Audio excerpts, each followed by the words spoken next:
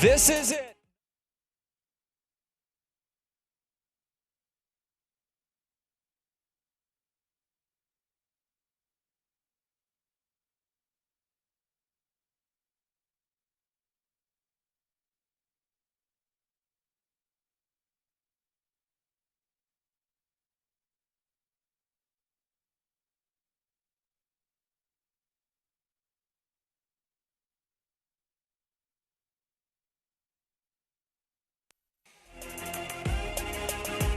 This is it. 90 pulsating minutes to close the USL's regular season. The playoffs are looming on the horizon, but there's a rivalry to be dealt with tonight. It's Cincinnati and Nashville in front of a capacity crowd. Game 3 of the trilogy is next.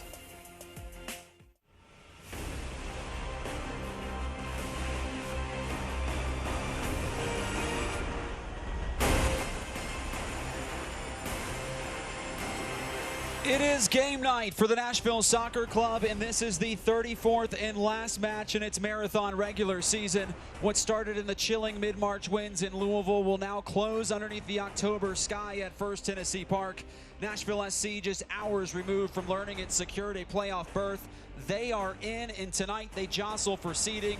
Meanwhile, mighty FC Cincinnati, well, they've had their spot secured since summer, and they would relish the opportunity to show their new rivals what perils lie ahead in the postseason.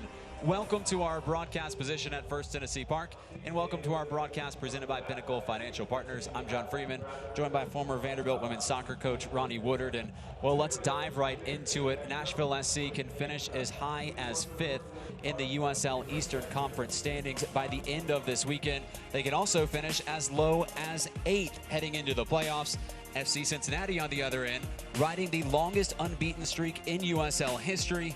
What can we expect tonight, partner? Well, we can expect Cincinnati to try to extend their unbeaten streak to the month of October. The club's had 4 straight undefeated months. And Nashville, well, they're playing for seeding. Nashville will play for a win, but not at the risk of a loss. So in reality, it's Cincinnati's pride versus Nashville's grit today. Well, we've gotten the lineups. We'll tell you about them shortly. There is going to be plenty of talent down on the field tonight. We've got some of our own. It's Arnada Taha on the pitch. Well, that is exactly the vibe I got from talking to Coach Gary Smith earlier about how he planned to manage his roster while still trying to seek a result tonight. And he said, well, clinching is exciting and the players are going to come out with a positive mindset. Like Ronnie said, they've got to get back on track and realize that they are playing for seeding still. Thank you, Nada. It is the 3rd time this season the blue and gold will clash with the blue and orange in this series. Still yet to produce a winner. Who will the managers trust on the final night of the regular season? Our Pinnacle Financial Partners starting lineups and the opening kickoff are next.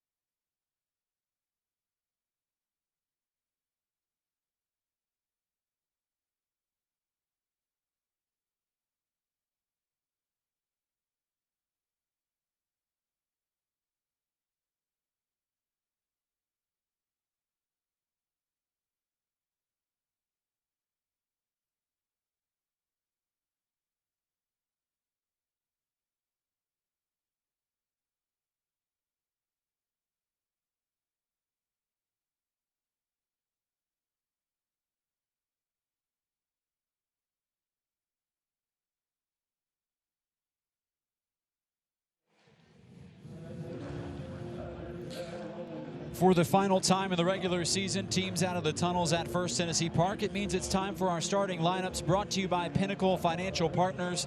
For the record-breaking visitors, FC Cincinnati, they stated they would field their best squad despite having already clinched the USL regular season championship. They are a club of their word. Embedded in this action-packed 11, it's the sensational Emanuel Ledesma. Keep your eye on number 45, Emanuel Ledesma. He's the front runner to win the league MVP. He's experienced and he's incredibly talented. His ability to play a final ball is seamless and his execution is flawless. The Orange and Blue, led by South African manager Alan Koch. His first coaching job was at Westville Boys High School in his home country after a knee injury paused his professional playing career.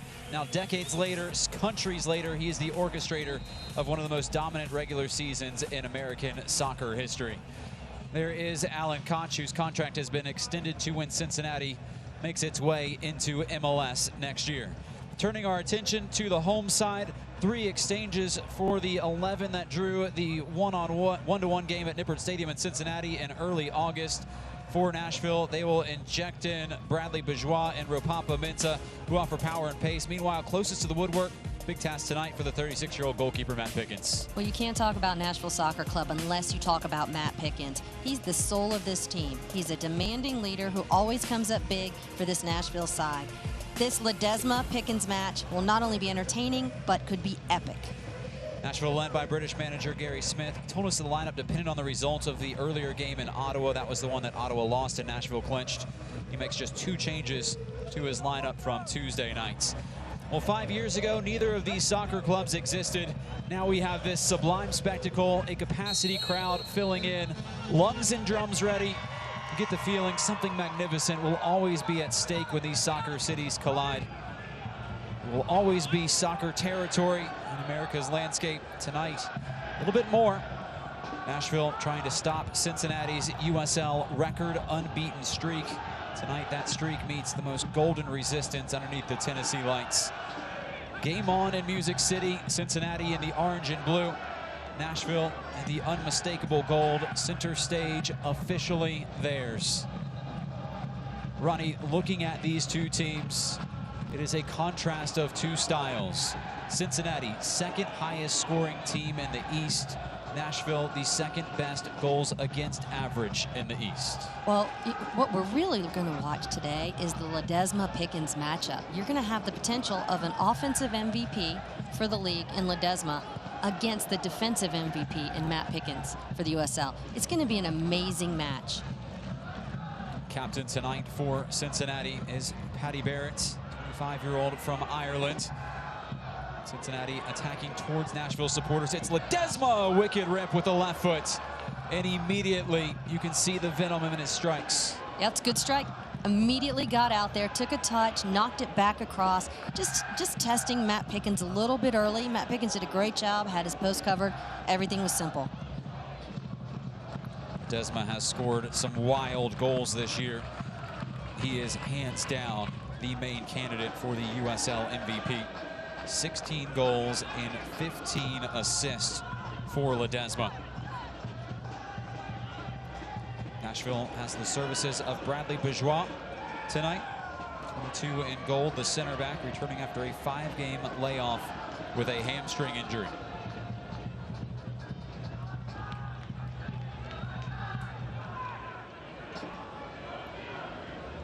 There is Tucker Hume, the only player in Nashville SC history to have scored against FC Cincinnati. He did it late in the 1-1 draw at Nippert Stadium. A game that Nashville conceded the first goal in the first minute, and then for the better part of the contest dominated the game, outshooting Cincinnati significantly. And then it was Hume with the late equalizer. And here is Hume. Akinyoti. Taylor Washington. Akinyoti. Alan Wynn calibrating his cross. So take Justin Hoyt one-on-one. Gets it onto his right foot. Arriving is Reed. It teed up on the left. Michael Reed has had a hot shooting month here as Reed Had not scored all season. Now he's got a goal in 2 of his last 3. Yeah, that touch got a little bit away from him. He's leaning back on the strike. You can see he was a little bit disappointed with that effort.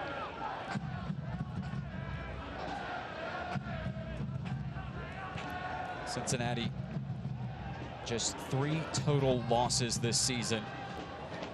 They have rewritten pretty much the entire history book.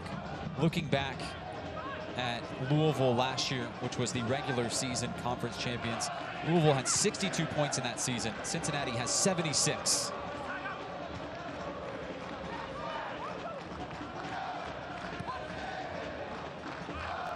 FC Cincinnati has gone 141 days without a loss. There are 2 teams in the USL Eastern Conference that they have not beaten this year. One of them is Nashville. The other is Bethlehem. And right now, the way things are looking, there's a good chance that they will meet one of these 2 teams in the first round of the playoffs, Bethlehem or Nashville. Bethlehem plays on Sunday afternoon, so all the seedings will not be decided until Sunday night. Nashville building pressure with LaGrassa. Reed spinning. Cross coming in. Back post. It's Tucker Hume! Turn it up! Big Bird has lit the fuse! A breakthrough right out of the gates! And they have staggered the champions!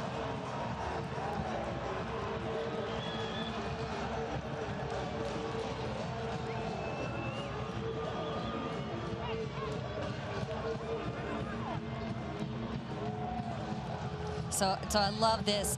Look at that. Alan Wynn pulls it back onto his right foot, puts a little bit of bend right into the ball. Watch, chops it to his right, plays it back, picks out Tucker Hume, who's wide open on the inside shoulder of Barrett, and just puts it home back where it came from.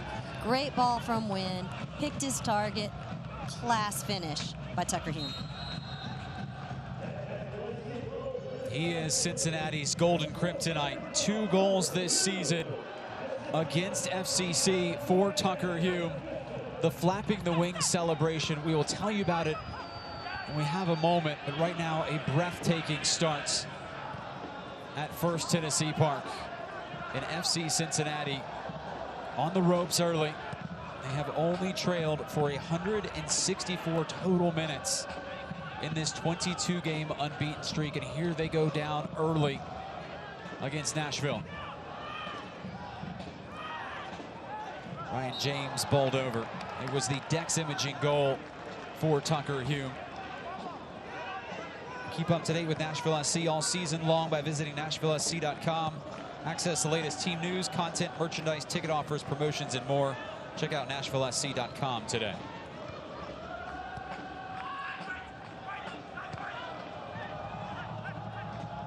So you saw Tucker Hume flapping his wings after the goal. The reason he does that is because Nashville went to a preseason friendly at Cincinnati. They wore their gold kits. Cincinnati fans said they were yellow, and they thought Tucker Hume was flopping around all over the place, so they gave him the moniker and hounded him the entire preseason friendly by calling him Big Bird. And therefore, when he scores against Cincinnati, which he has now done twice, he flaps his Big Bird wings. It's such a great story, and the part that I love is that Tucker Hume just embraced it.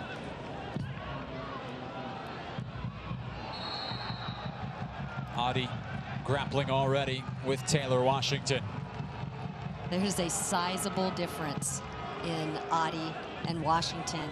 So Washington has the ability to kind of sneak right under Adi, and Adi's just physically larger, and he's just manhandling him a bit to the ground. Little physicality coming out early in this match. I think it's great.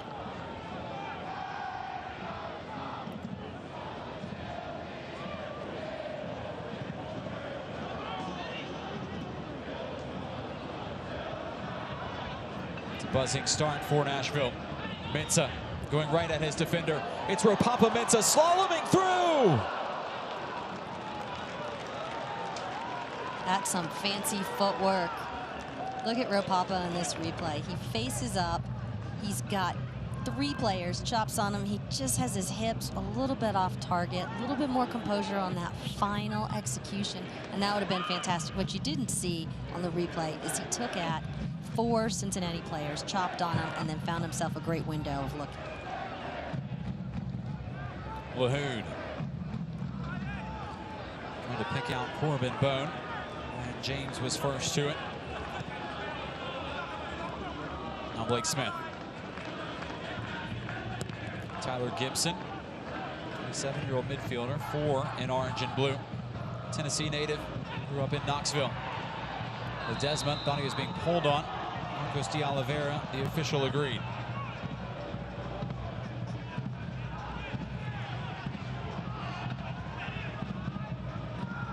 Call went against Taylor Washington. Our official in green tonight, Marcos de Oliveira, his 16th USL match this season. 3 penalties and 4 red cards. It's his 3rd Cincinnati match. He'll be most remembered for a 2 PK performance in their match against Indy 11 in May. Free kick coming in towards the head of Barrett. Got a full purchase on it and steered it over the crossbar and wide. But it's a nice little in-swinger. Drops it in right in front of Barrett, and he didn't get as much of that as I think he would have liked to. He had a little bit early on his attack of the ball, and it just went out for a goal kick. But I think a little bit better timing, and he'd have to snap his waist a bit more to get that one on frame.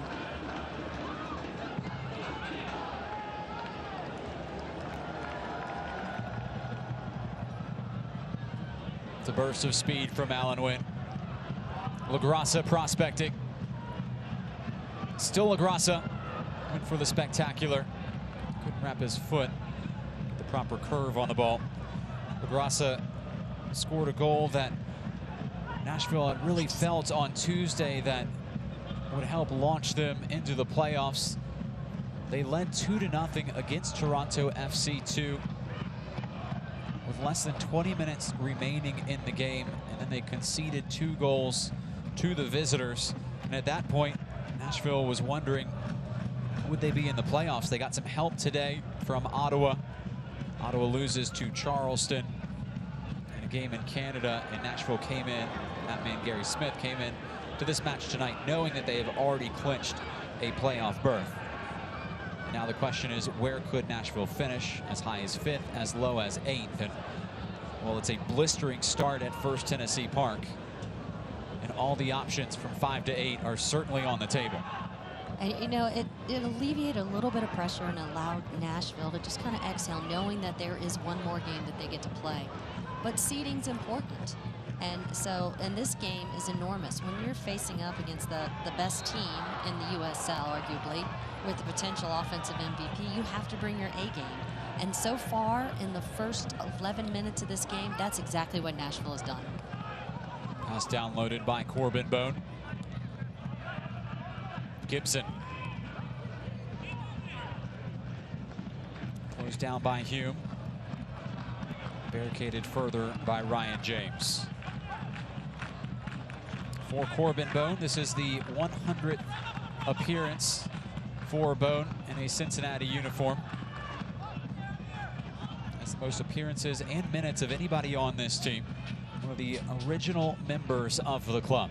I love that story, and a huge congratulations to Corbin Bone and the FC Cincinnati for having such a great relationship and being able to foster that so that he always had a home here in Cincinnati. I think it's great. Bone dispossessed. Nashville looking to ignite the counterattack. It's at the capable feet of Ropampa Mensah. Turns on the Jets, cutting onto his right foot. Embargoed by 2 defenders.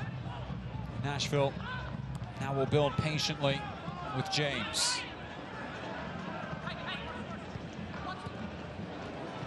Mensah. It's a whip service. It's enlisted Spencer Ritchie, 26-year-old goalkeeper from Seattle. It's his 14th start of the season. Had 5 clean sheets coming in. We'll have 5 clean sheets exiting.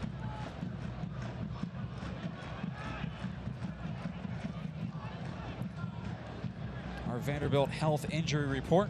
It's a heartbreaking exclusion tonight for Lebo Melodo, who again finds himself on the injury report and out of the game day 18. Melodo damaged in late September versus Charleston. South African will spectate for the 5th straight contest.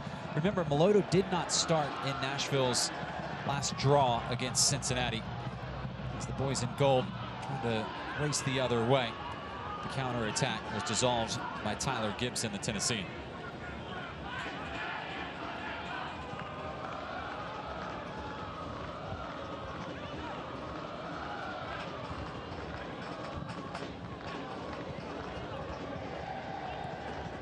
Ledesma attempting to pick out Adi. Downloaded by Barrett. Justin Hoyt, former Arsenal man. Allen Wynn, his foot on the gas pedal. Mensah extracted by Bone. Ledesma. Too much juice in that left foot. Don't miss out on any Nashville SC content, prizes, promotions, and behind-the-scenes action. Follow our handle Nashville SC on Facebook, Instagram, Twitter, and Snapchat today. It's nice to see Bradley Bourgeois back on the lineup, isn't it? We hadn't seen him for a few games. I like the athleticism that he brings to the back line. I think he and Liam Doyle are a nice complement for one another. Liam Doyle's the strong, burly center back that has the ability to serve a solid 40-yard ball on a dime. And then you've got Bradley Bourgeois, who's equally as good in the air as Liam Doyle is, but also is a bit more athletic, and he can chase down something, which allows Doyle to be able to play a little bit more out of the back, knowing that he's got Bradley sitting right next to him. Quick reminder to fans at home, this match presented to you by Pinnacle Financial. Play hard, bank easy. FC Cincinnati's USL record unbeaten streak in jeopardy. It took an early dent. The goal from Tucker Hume right now, the difference. The visitors working sideline to sideline. Bone. It's a trial with Ryan James. Al-Badawi. Never bothered Pickens. 36-year-old goalkeeper looking for his 15th clean sheet of the year. Here it goes, opens up on that right foot. You know, might not have bothered Pickens, but it bothered me a bit, only because it's showing his ability and the distance that he can strike from. That's within his comfortable striking area, and that was a solid 20+ yards away. So Matt Pickens is going to have to be very cautious when Al-Badawi has the ball within striking distance, because he's just proven that he's very comfortable doing that. Al-Badawi's a great story. His family fled Kuwait during the Gulf War, settled in America. Wasn't highly recruited out of high school. In fact, had no scholarship offers. Made his way to NC State. Then had no professional offers. And now here he is working his way up the American 2nd Division, first with North Carolina, and now with FC Cincinnati, and perhaps all the way to Major League Soccer.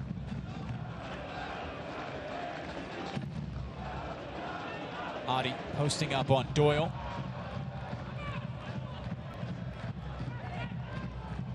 Reed, a change of pace. They've recruited Ropampa Mensah into the attack. On an island with Blake Smith. Mensah wants to take him one-on-one. Trying to find a shaft of light on the near post. None given by Spencer Ritchie.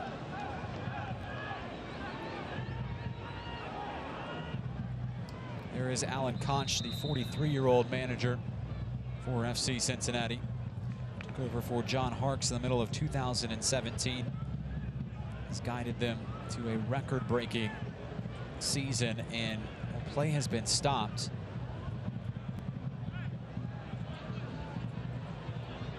And this is a terrifying sight for Nashville SC fans, coaches, and players. That is the captain, Michael Reed, who dropped down to the turf, and he walks off holding his hamstring.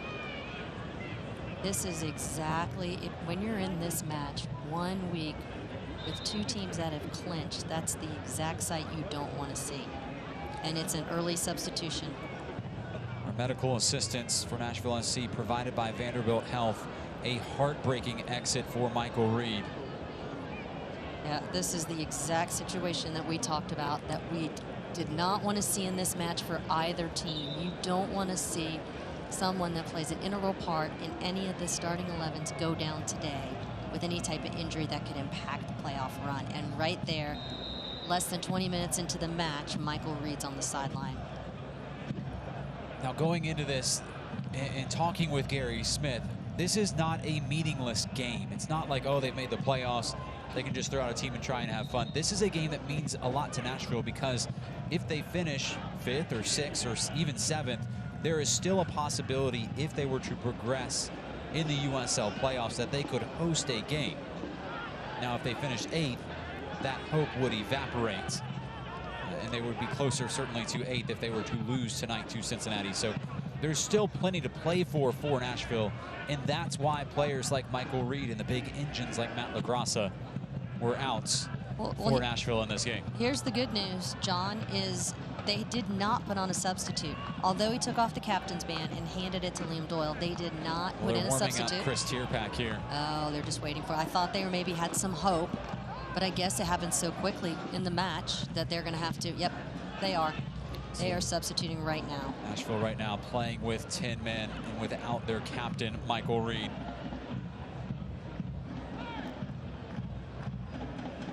This was Reed's 31st appearance this season out of a possible 34 in USL action. So I'm going to guess that what's going to happen is we're going to see Alan Wynn go central, and we're going to see Tierpak come onto that left flank. So we're going to lose a little bit of that breakaway speed of Alan Wynn running down that left flank, and see how that changes. Cincinnati building the attack. They were able to pick out Emanuel Ledesma, control in the penalty area. And here is the substitution. It is Chris Tierpak, our substitution, presented by White Claw. Tierpak with injury issues himself. He's only played 128 total minutes for Nashville this season. Left the Charlotte match after 20 minutes with a leg injury on September 2nd, and has played in just 1 game since. 26-year-old from Austin, Texas. Does offer a little bit more going forward than Michael Reed. Much more of a central attacking midfielder. So I stand corrected. Nashville kept Wynn wide. And so what they look like they're in 2 banks of 4, a 4-4-1-1, and Tierpak's kind of sitting as that attacking player right under Tucker Hume. It can look a bit like a 4-2-3-1, and you see where Tierpak's starting position's up a little bit higher. So Nashville's made a change in their formation and how they're going to play, but they did keep Alan Wynn wide on the flank, which I think is a really good idea because he's been so effective there.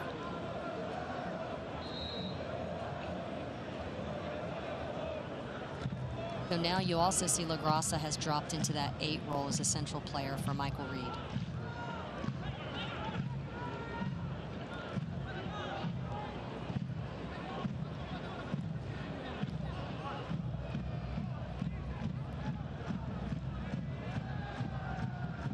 Cincinnati exploring the width of the pitch.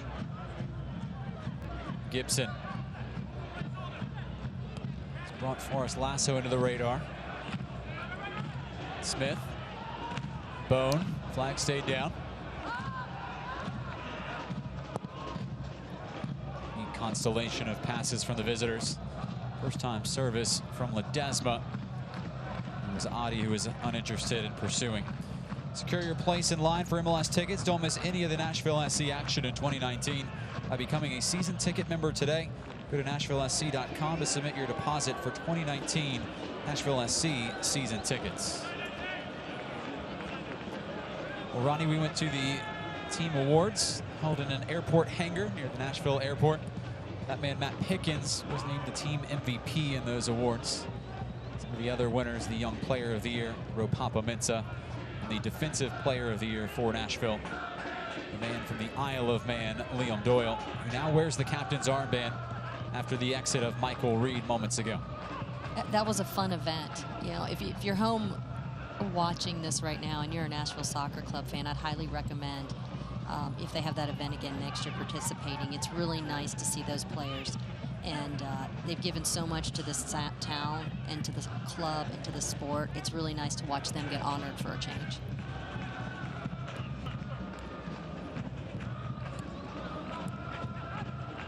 Cincinnati trying to find an incision point in this Nashville defense.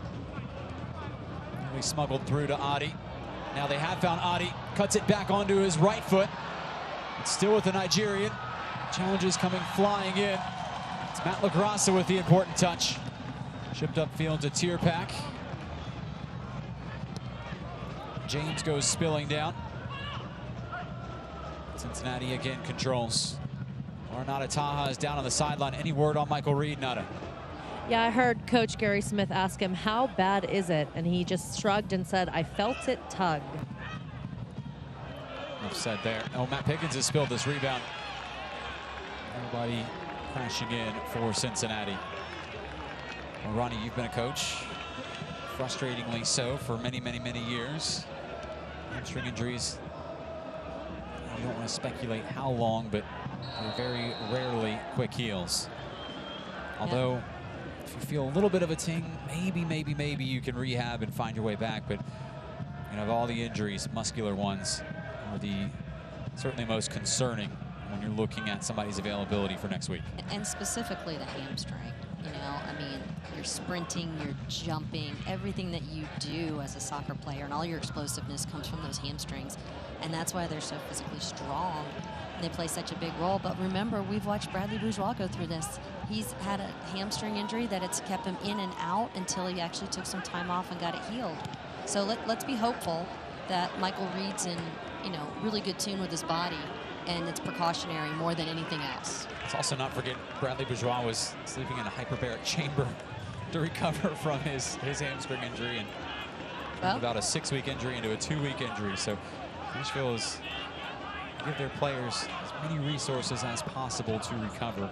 Well, Michael Reed may want to bring a pillow, because if it went from 6 weeks to 2, he's got about 6 days. So he may spend the entire week in that chamber.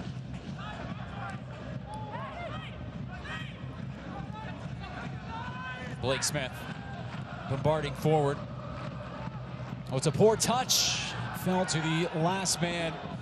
You want to have the ball on his left foot. It was Emanuel Ledesma. He is honing his sights on the goal. That was a quick little release, too. I mean, Bradley, I don't think Bradley even saw him right there, but he took that touch, and it was an errant touch. But then right there, he just jumped right on it. Ledesma had no hesitation in his strike on frame. Ledesma responsible for 31 of FC Cincinnati's goals this season. 16 goals himself and 15 assists. That 15 assists, that's a USL record. And he was for a single season. Yeah, and he was rewarded with an MLS contract this past week. I believe they announced on the MLS Twitter that Ledesma's been named, and it's official. So he's been rewarded for his loyalty and his hard work with the group this year. He's about to be rewarded with, we assume, the MVP trophy. Hoyt, low-driven cross met by Liam Doyle. Hume is the isolated striker up top. Cincinnati pushing the issue. Getting in behind is Hoyt. Flag stays down. Put it at the top of the 18. Bone. Smith. Supply denied by James. Thought he had won the throw-in. Will stay with the visitors.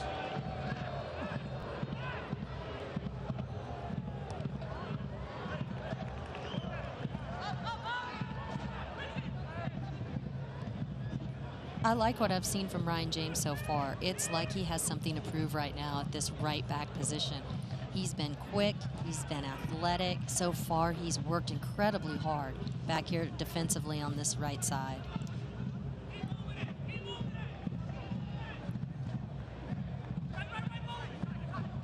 Blue and orange at the gates of the defense. Nashville digging in again.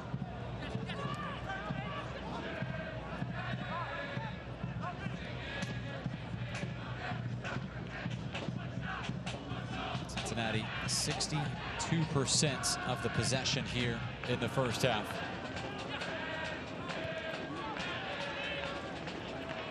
Nashville's okay with that.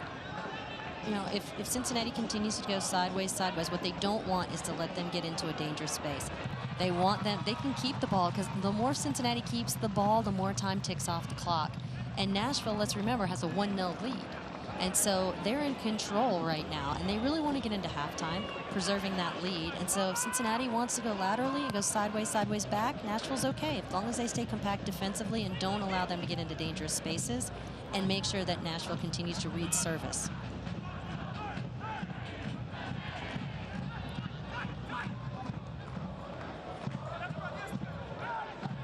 Audi spilled down. Nashville trying to work out of a phone booth. Nonsense from LaGrassa. Audi. Touch from Al-Badawi. It's interesting looking at these two teams, Ronnie.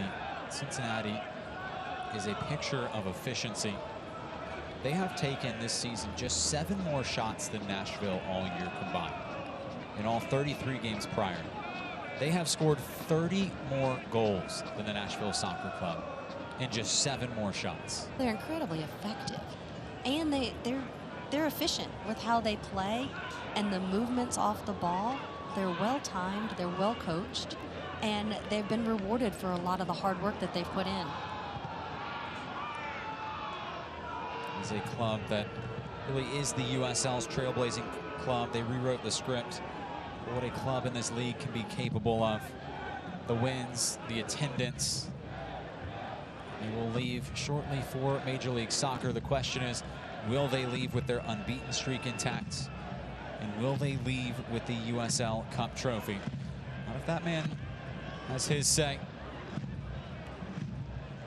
Gary Smith told us, I feel like his team would have fulfilled its potential if it didn't make the playoffs. They're in the playoffs, and right now they lead the USL regular season champions.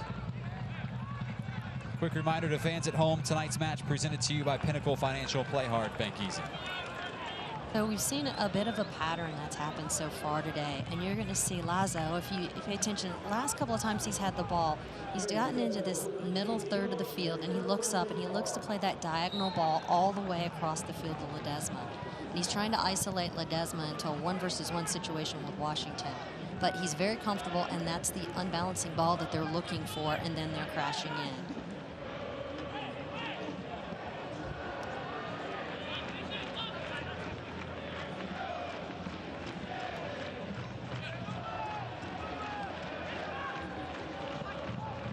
Tierpak able to turn onto his right foot. It's Chris Tierpak. Well, drew the interest of Richie, and the substitute, who surely didn't think he'd be getting into the first half of this game. I particularly like the tight little Cruyff that he just pulled about 20 yards out to strike that ball in frame. I think he would like to have a little bit better strike, but I did like the craftiness of the Cruyff right there at the top of the 18. Towering header won by Bradley Bourgeois. Would have outleaped Nindo Adi. Justin Hoyt sightseeing on the right channel. Ledesma flipped into the back post. It's Adi off of James and out for an FC Cincinnati corner kick.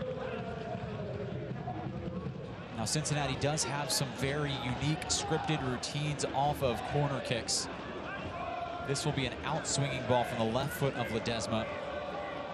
On the other side, they typically go towards the near post, but pay special attention to how the players line up in the 18. They are one of the hardest to defend teams in the USL off of corner kicks. They stack everybody at the penalty spot. Pumped in by Ledesma. Only at the feet of Barrett. Sent back in, Pickens off his line. It's an important punch, bouncing around. Able to be smothered by Nashville's season MVP, Matt Pickens. Not the prettiest little sequence right there for Nashville, but they dodged it. And he ended up being able to get to the ground quickly. He misread that ball that was coming in. I'd prefer to see him come out with 2 hands so that he could have a little bit more power, but he came out with 1. He misread it right there, and he's left a half chance sitting, but luckily he had good coverage in behind him, and he was able to get back onto his feet and then get back down again and get that ball.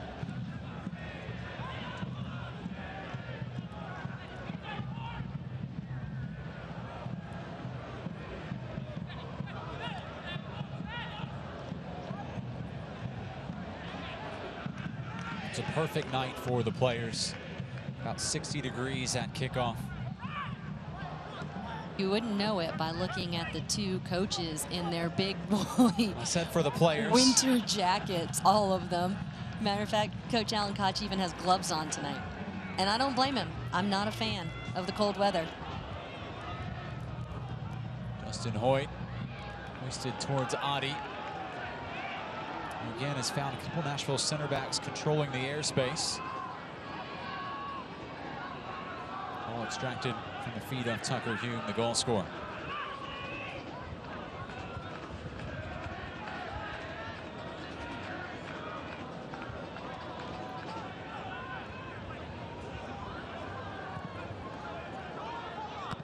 Smith.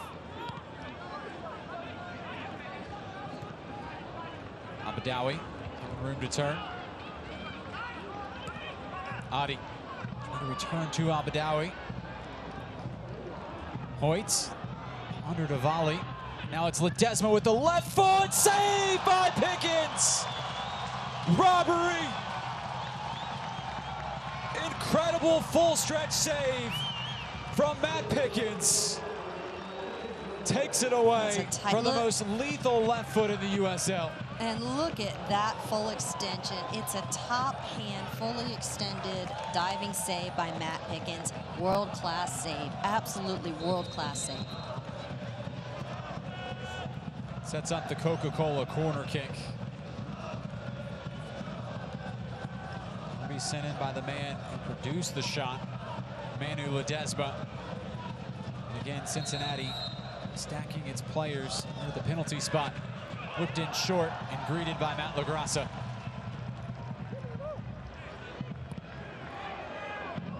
Wishful service towards the back stick. Tucker Hume doing the dirty work. He was not messing around with that one. This is getting to the other side of the field.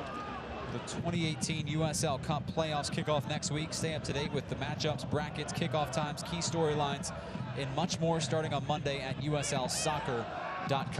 Oh, that ball's leaked towards the back post and a chance. It was Abadawi for Cincinnati, who is starting to make inroads all over Nashville's defensive third. Yeah, Abadawi's been very difficult to track for the central players. You know, Adi's playing a bit like a false nine, and he's dropping in and getting the ball at his feet, and he's pulling Bradley Bourgeois out of spaces or Liam Doyle out of spaces, and it's allowing Abdelbawi to walk and run into spaces that are dangerous. And now just then, Taylor Washington misread that service, and he was wide open on that back post.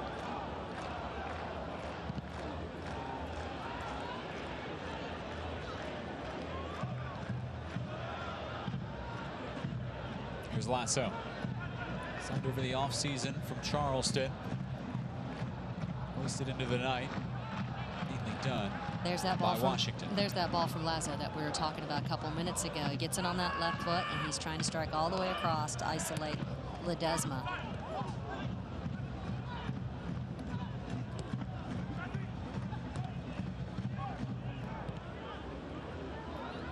Here's Ledesma, Argentinian. Adi posting up. Hoyt in a curious spot. It's a well-whipped service towards Adi. Spun wide. He is a handful, Ronnie. Get the sense he is just heating up.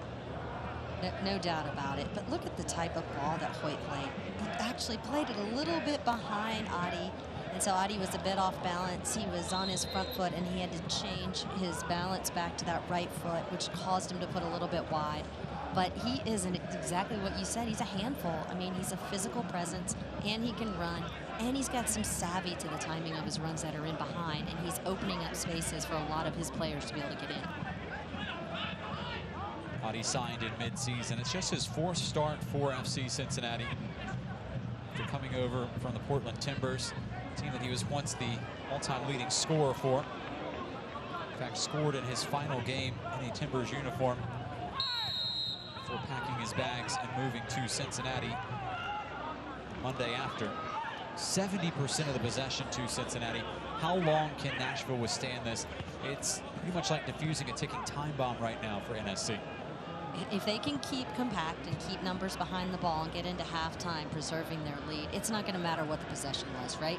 70%, I think everyone watching the game can safely say that there's no doubt about it. Cincinnati's had the ball more, but the score reflects a 1-0 lead for Nashville. And so if they can keep Cincinnati from taking high percentage shots, then I think they're going to be okay, and they can dodge the rest of this half and regroup at halftime.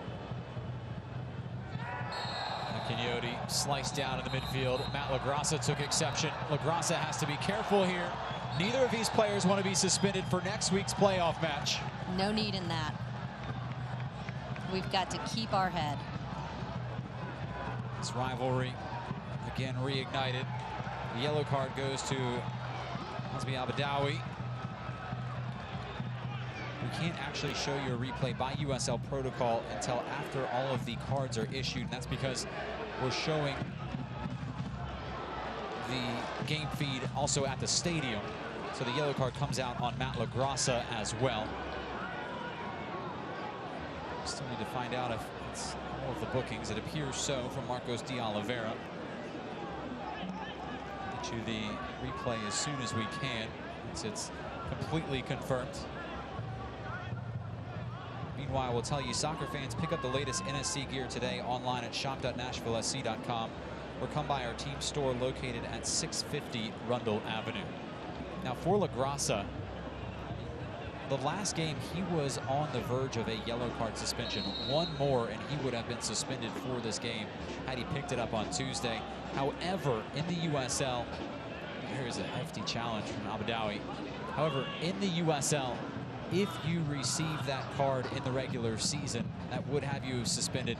It does not apply for the postseason, so that matters there. LaGrassa would not be suspended via yellow card accumulation for Nashville's first playoff match. It is also of interest for FC Cincinnati fans because Emanuel Ledesma was on a 1 card away from yellow card suspension watch.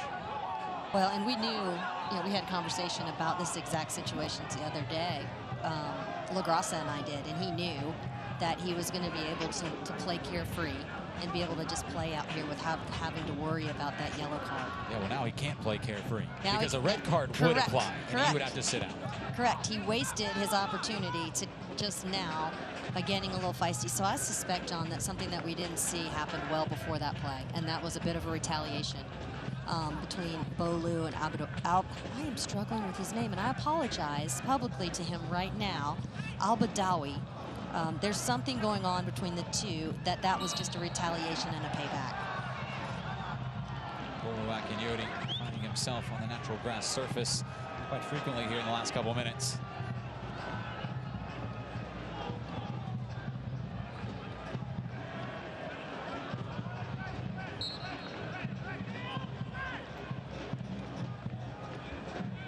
Nashville enjoying its first ever lead against FC Cincinnati.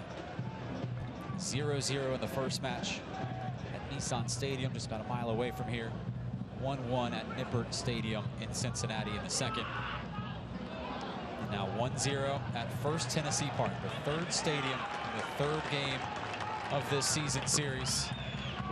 And Nashville will have the Coca-Cola corner kick in the 42nd minute. So we're used to seeing Michael Reed take these. So this could be a completely different look for Nashville right now. There was a spell this season where Alan Wynn was the man taking corner kicks. He has ventured over now. Nashville has brought in a few off-duty defenders into the 18. Liam Doyle, the most notable target. Bradley Bourgeois as well, who's got excellent leaping ability. Coca-Cola corner kick driven by Wynn. And by Smith. Pushed along by James. Hume is onside. Wynn nearly dancing around his defender. Scholarly work by Smith. Wynn keeps it alive. It's Alan Wynn bombarding in. Appeals for a penalty and none given.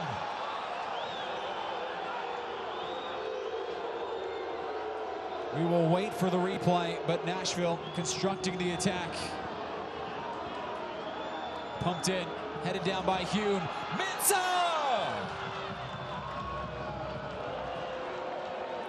Let's unpack the first involvement. It was Allen Wynn in the box. That's a penalty. That's a penalty. I'm surprised that the whistle was not blown. I mean, it's a 1-0 going into halftime, 2-0 lead, which would be just with that call right there and an opportunity.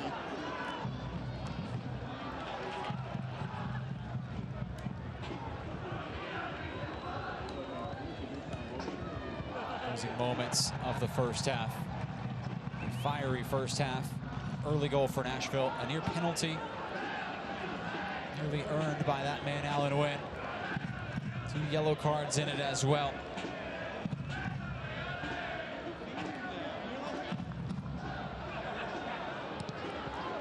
Passed over the bar from Abadawi. Cincinnati has had their looks. They've had a hard time focusing them on the target. The best chance came from Emanuel Ledesma's shot that was pawed away by Pickens. Then Abadawi.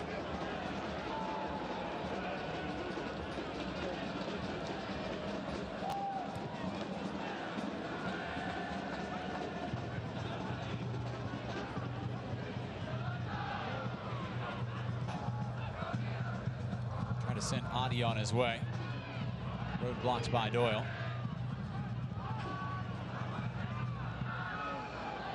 Gibson stirring the attack.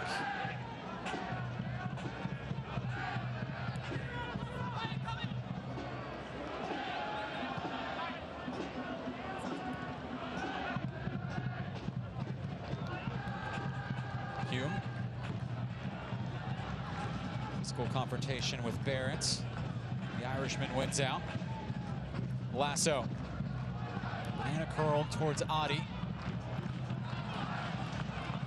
Bourgeois able to win the throw-in, and well, what a welcome addition he is back into the lineup for Gary Smith's squad after sitting out 5 games with a hamstring injury.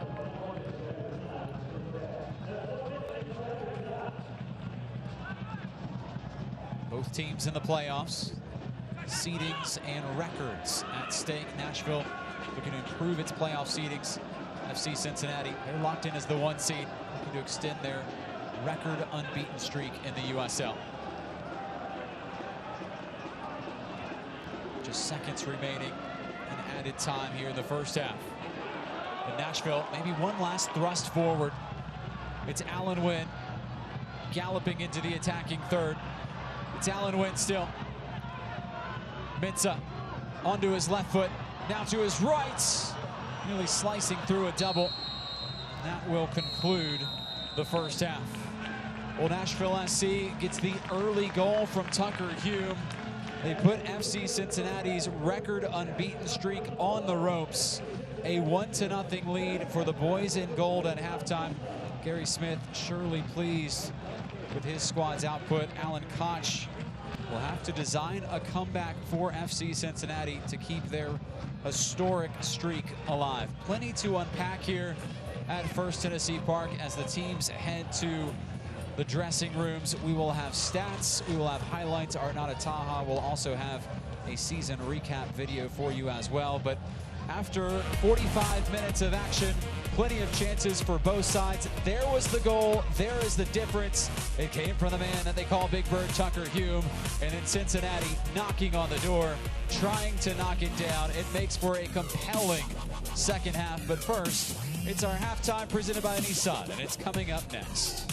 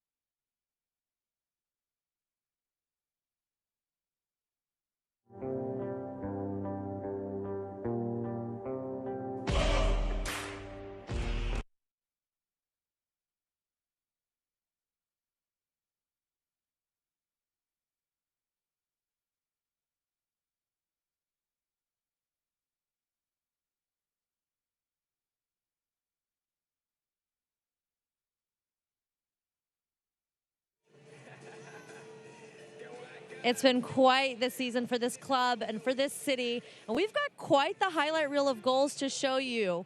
From Lebo Miloto's goal off the crossbar to Taylor Washington's first ever professional goal. Take a look at these. Coming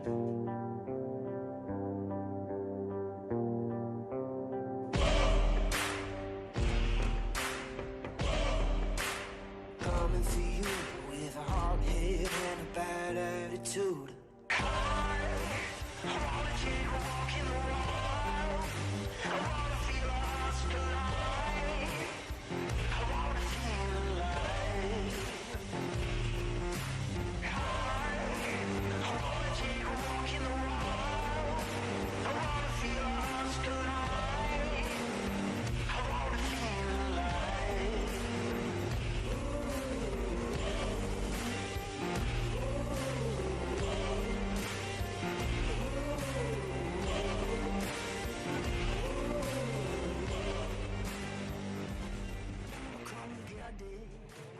I still can't get over the look of pure joy on Taylor Washington's face after he scored that goal. Hopefully we'll have a couple more this match to add to the queue, but we will definitely have first half highlights after the break.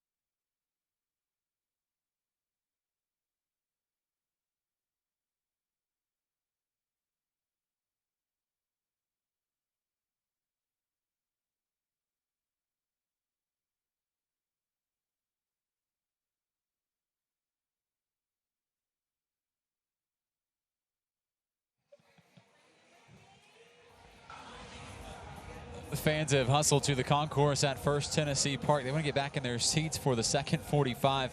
If it was as good as the first 45, we are going to be in for a show, as it's 1-0 at Nashville SC leading FC Cincinnati. At halftime, John Freeman joined by former Vanderbilt women's soccer coach Ronnie Woodard. And Ronnie, let's take a look at the first half stats in this one. Well, the goals certainly mattered. 1-0 for Nashville. It came in the 5th minute from Tucker Hume. Then look all the way at the bottom of your screen, 70-30 in terms of possession.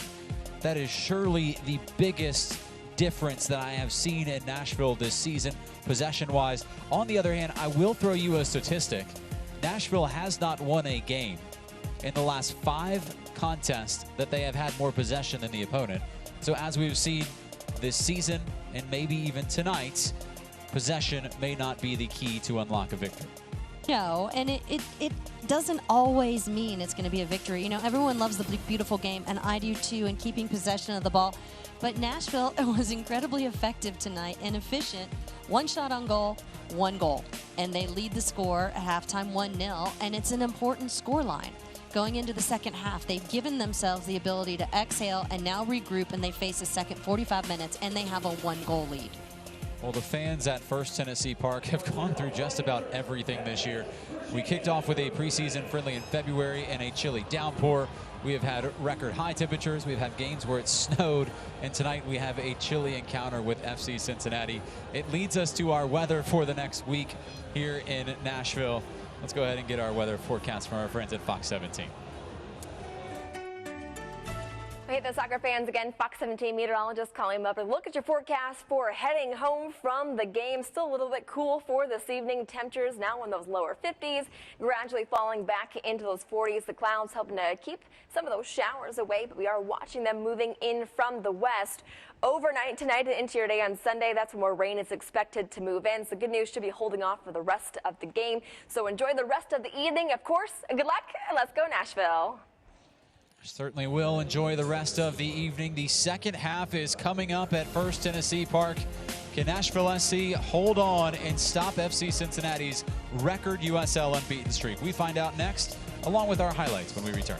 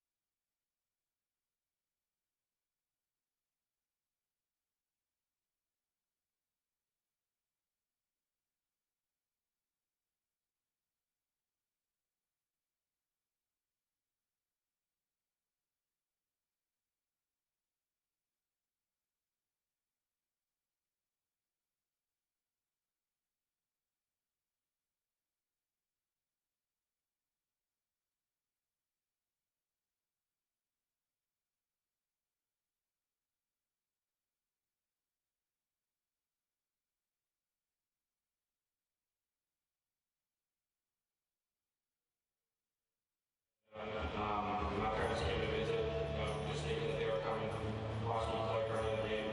And my mom had told me that she had been recently diagnosed with breast cancer. And, just kind of shocked my world up a little bit. And, I didn't know how to respond. When we come home, I was, scared. I didn't do anything I could do to help. And, but my mom stayed strong through the whole thing. And the necessary treatments were done. And she got that taken care of. And, we're so thankful that everything was,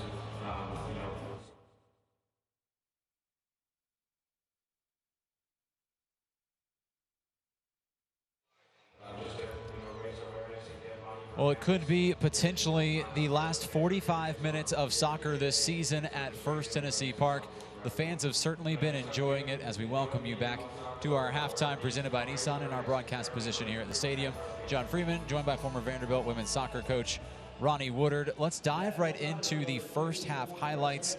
Nashville struck first in the 5th minute to go ahead with Tucker Hume scoring off of a header. There was plenty of other action throughout, and we will start first, though, with the visitors' highlights. It's FC Cincinnati. A couple good looks for them off of set pieces. And then Nazmi Al-Badawi was quite a problem for the Nashville SC defense. Well, absolutely, and they're not shy. When they get a window of opportunity, they're most definitely taking it. And Nashville's given them some opportunities to look on frame that have been in dangerous pockets. But for the most part, Cincinnati's been a little bit off target. There is the goal from Tucker Hume and his most famous celebration. It's the second time he's pulled it out this season against Cincinnati. And Big Bird strikes again. That came in the 5th minute. And then how about this save from Matt Pickens? absolute denial of Emanuel Ledesma, the most likely USL MVP. Yeah, it was great movement by Matt Pickens. He got all the way across his goal, extension, fully, upper hand save to deny Ledesma the potential MVP. But when we go back, if we can talk just for a second about the goal that we scored. So Wynn had great patience, and he chopped back, went from his left foot, chopped back into his right foot, and really picked his target. And Hume's a great target. He's 6'6", and he was on the far post, and he was making a run to the near post, and Wynn put it right in front of him. So what they did in essence to the goalkeeper Richie from Cincinnati is he was coming and falling to the back post, following the flight of the ball. Tucker Hume attacked the ball and put it back where it came from, to the near post, which is exactly what you need to do to unbalance a goalkeeper. It was a textbook finish by the combination of Wynn and Hume together. Now, one of the casualties of the first half was Michael Reed exiting the game for Nashville SC with what we assume was a hamstring issue. Ronnie, how much does that impact Nashville, not only tonight, but also going forward into the playoffs if he can't go? Well, I mean, you saw what Nashville did. They went into 2 banks of 4, and they went into a 4-4-2. So instead of bringing on another player, they dropped LaGrassa back, had him defend a little bit deeper, and they brought in Tierpak to play a little bit under Hume. And so, essence, they just kind of changed the formation that they were in. And that'll be interesting moving forward to see what Gary Smith will be faced with this week, because Michael Reed has been such a constant in that midfield and has allowed LaGrassa to step into that 10 role. Now, right now, if this score were to hold and Nashville were able to pull out all 3 points here at First Tennessee Park, they would be 5th at the end of the night in the USL Eastern Conference standings. However, it is not a guarantee that they would finish 5th in the USL Eastern Conference standings. Indy 11, they played Louisville tonight. Their game has gone final. And Indy 11 right now at 49 points, and Nashville SC with this win would have 51 points. The reason why we can't lock in a seed for you tonight for Nashville, we certainly can't for Cincinnati. Nashville would have to wait on the result of New York Red Bulls 2 game, which is tomorrow. And they play Pittsburgh at home, a very tough team. So if the Red Bulls were to beat Pittsburgh, they would lead Nashville, and Nashville would be the 6th. Oh, the suspense. Oh, the suspense is killing me. We're going to have a 45 minutes where now we're going to watch Cincinnati, who doesn't want to go down gracefully. We saw that in the first half. It's going to be interesting to see if they have a little bit more sense of urgency going forward, and if they do it in a quicker fashion, knowing that what they're playing for is not a seeding, but the USL unbeaten streak, which does hold some weight to them. Right now, FC Cincinnati unbeaten in 22 straight games.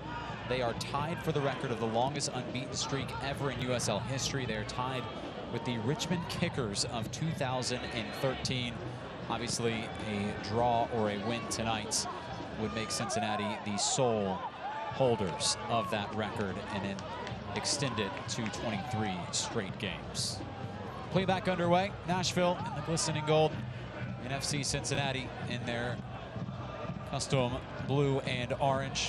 Have the Bavarian diamonds on them. You can see them in the orange parts of the jerseys. I bring that up because surrounding this stadium is one massive Oktoberfest that has plugged the streets. They have offered cheap tickets to fans coming in from Oktoberfest. And a good crowd tonight.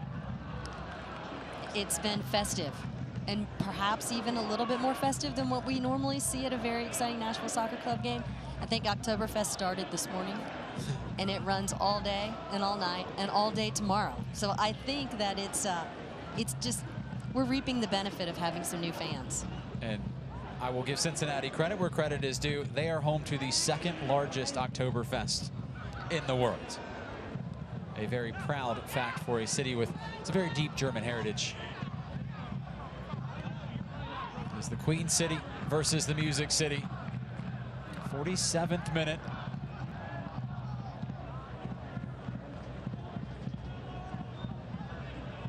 Both teams looking unchanged out of the dressing rooms.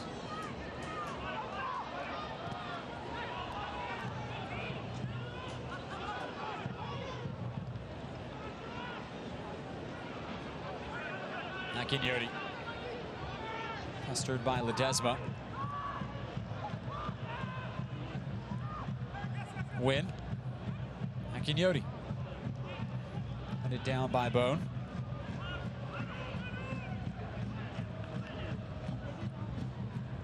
Mensah cut out by Blake Smith. Smith, the former college roommate, or not roommate, teammate of Justin Davis and Michael Reed at the University of New Mexico. So 3 Lobos in the team's 11s tonight. And unfortunately, a program that doesn't exist anymore, too. Here's Hoyt punching it along. Chance building here for the visitors. On the right foot, another save by Pickens. Went low to stop it. Second big save of the evening for Pickens. Cincinnati increasing the PSI. Ledesma able to turn, wants to put it onto his left foot. Done by LaGrassa. No nonsense from Washington. He drew the foul from Ledesma. It'll be a Nashville free kick. Gives us time to send it down to the sidelines to Nada. Yeah, I talked to Coach Gary Smith as he was walking out to the second half, and I asked him if a 1-0 lead changes his approach going into the next 45, and he said not really, and that he doesn't think that 1 goal is enough to win this game. But what did cause him concern is Michael Reed's injury, and he said Michael doesn't come out unless he's really hurt.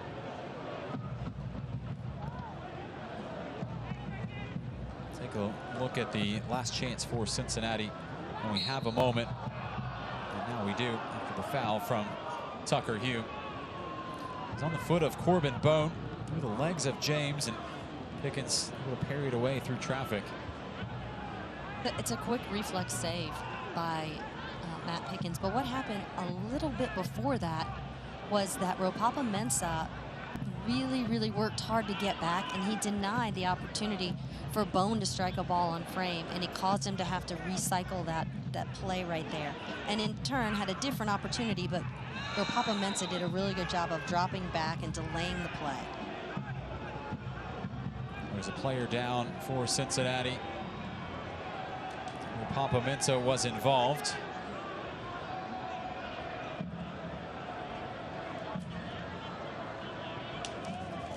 Slow to his feet, Patty Barrett. Irishman having words with the Ghanaian Ropapa Mensah.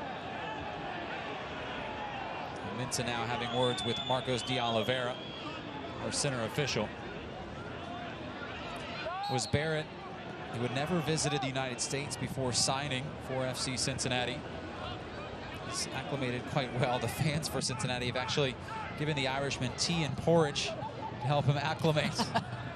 It's a great story. Barrett, one of 11 kids. Do they make him scones too? Because I would really like to be invited to that party. He certainly wants some hot tea tonight. Yes, tea and scones and porridge. Sign me up. Here's Al-Badawi. Lifted by Lahoud. Hoyt. Ledesma. It's a heavy touch. Hume all alone. As well to hold up. Connects with a charging Chris Tierpak. Driving right at Gibson. Selects LaGrassa. Brushed along Washington. Wind scouting. Akinyoti.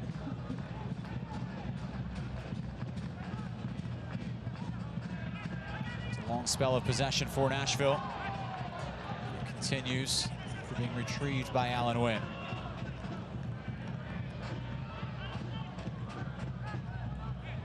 Better spell of possession from Nashville to start this second half so far. A little bit better rhythm. Ball movement sharper. More sophisticated build up here. The boys in gold. It dies at the feet of Barrett. We'll keep up to date with news, live game updates, and highlights from around the league 24/7 by following @USL Soccer on all social media platforms.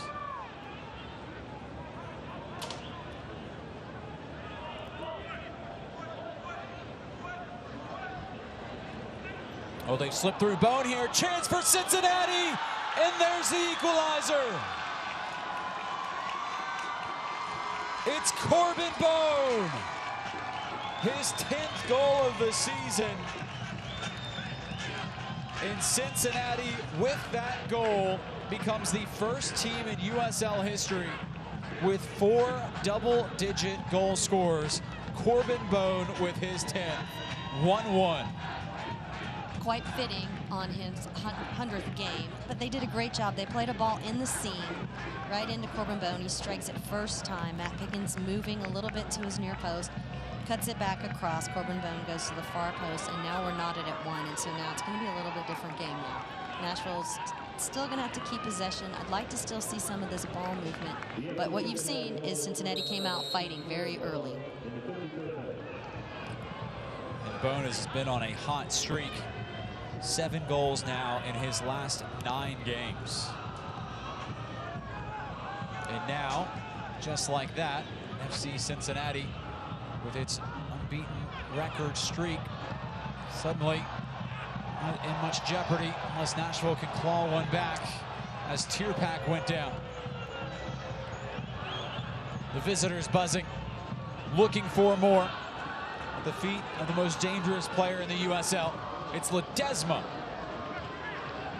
A dreamy effort from a man who has delivered many dreamy goals. And he has the green light anytime he is close to the target. Well, Select is the official soccer ball of the USL. For the latest Select products and special offers, please visit www.selectsportsamerica.com. Receive free shipping on orders over $50.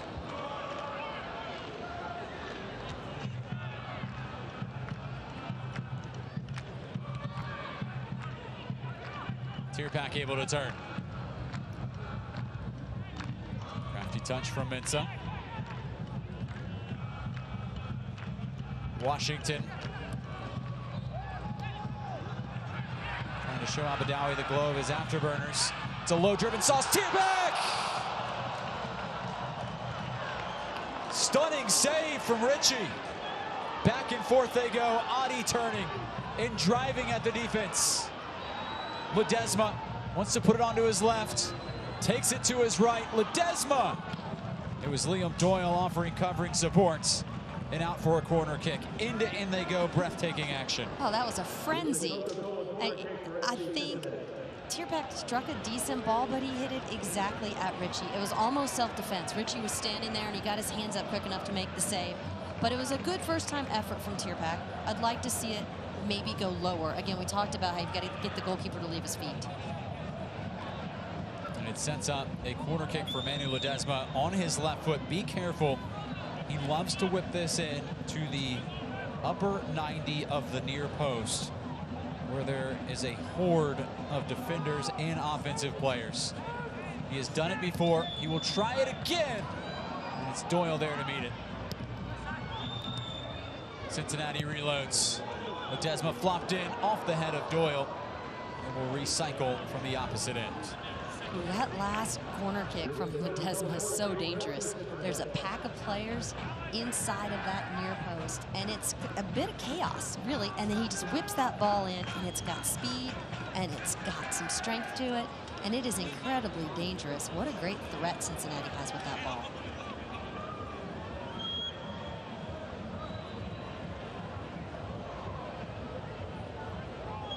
Cincinnati will change its routine. They only stack the near post when the ball is on Ledesma's left foot for an in-swinger. This will be an out-swinger. Delivered to the 6, headed down by Lasso. Lasso goes for the spectacular. They sent it right down the gut.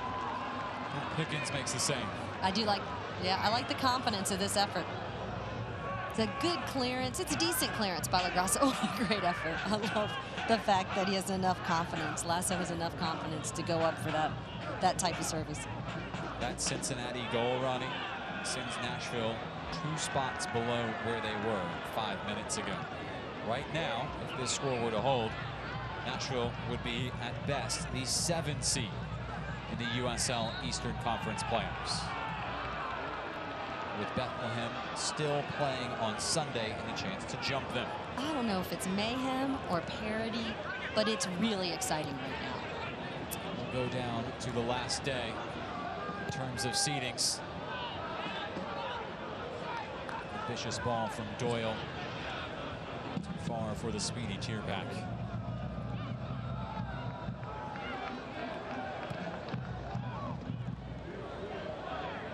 Now if you're Gary Smith, draw doesn't do you a whole much.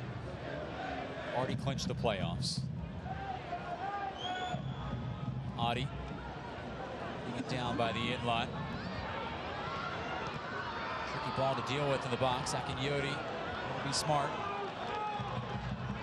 Picks out Allen Wynn. Lung-busting run from Taylor Washington to overlap.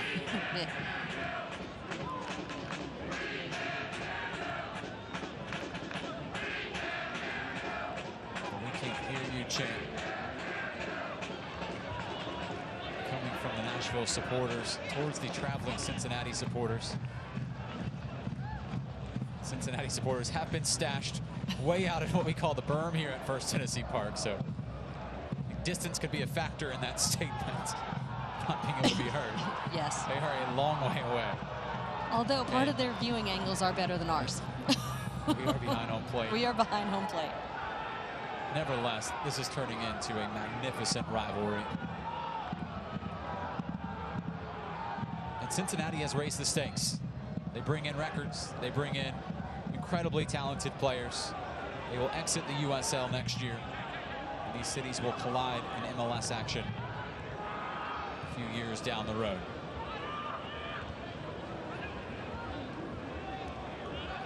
Ledesma. It's an electrifying run. Audi, again, an invasive species. Nashville, as they can clear, is Michael Lahoud.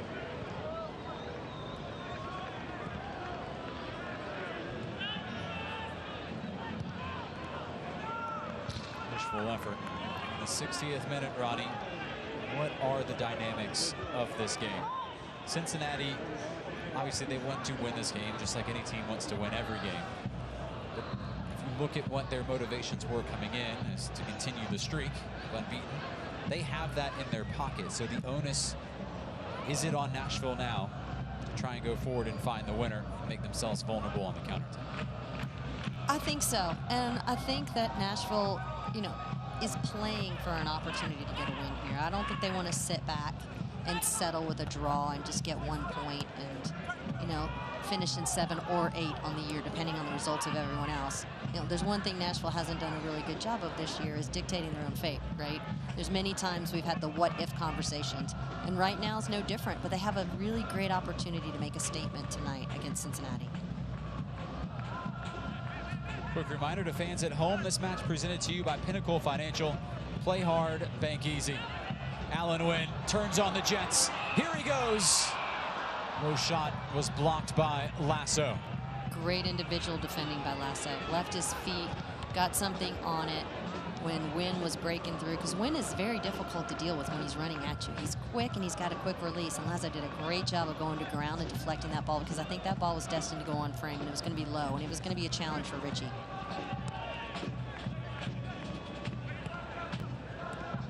Ledesma, Hoyt exploring. Crucial tackle from Allen Wynn to slow up the 33-year-old Londoner in Justin Hoyt.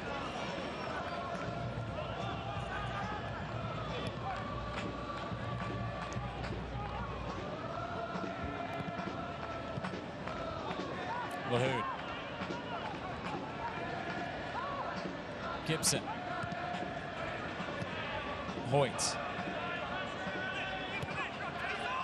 Audi, flag down.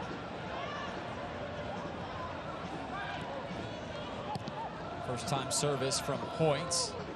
Met by James. It's Lahoud. Goes down by LaGrassa. Follow-up try, deflected and wide. Came flashing in. Will set Cincinnati up with a corner kick. How long can Nashville withstand this onrush from the visitors? I think as long as that man right there, Matt Pickens, can stay sharp, I think it's going to be vital at this point. And Nashville's doing a good job of doubling defensively. throwing themselves in. They might be deflecting, getting corners, but they are denying opportunities. Coca-Cola corner kick, sit in. It was Bard who got ahead to it. Everybody looking at Marcos de Oliveira, and he points in the opposite direction. And this is the side that Cincinnati likes to take their corner kicks from. It allows an in-swinging corner kick from the most lethal left foot in the USL. And asking Gary Smith, he said all of soccer in the United States at all levels, that left foot of Ledesma. There are nights where he can send it directly into the goal in the near side corner. Is this another one of them? It's the speed of the ball too. Look, it's a one-step service. He's going to take a small approach, and he's going to get his hips all the way around it. Here it is from Ledesma. It's off the crossbar and headed in. On the doorstep, Nazmi Al-Badawi. And FC Cincinnati from 1-0 down to 2-1 up in the 64th minute.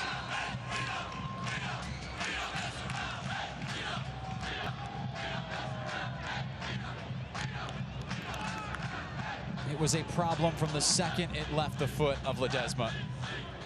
Well, you can see Matt Pickens made the first save, and he went to ground. Look right here, you can see he touches it, makes a really good save, but it leaves him on the ground, and it leaves a rebound where Ryan James and Hume and Tierpeck were just all around the ball, but no one was near Al-Badawi. And he did a good job of framing that goal and put the ball away. Very simple finish for him, coming off of a very difficult save made by Matt Pickens. It is goal number 11 of the year for Al-Badawi.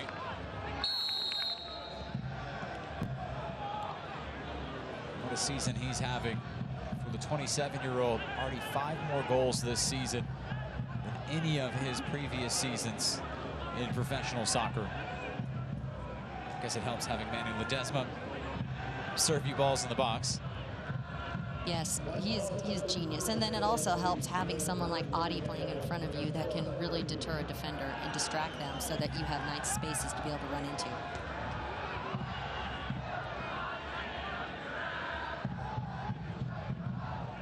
Right now, looking at the possession statistics that were just handed to us, Cincinnati with 68% of the possession.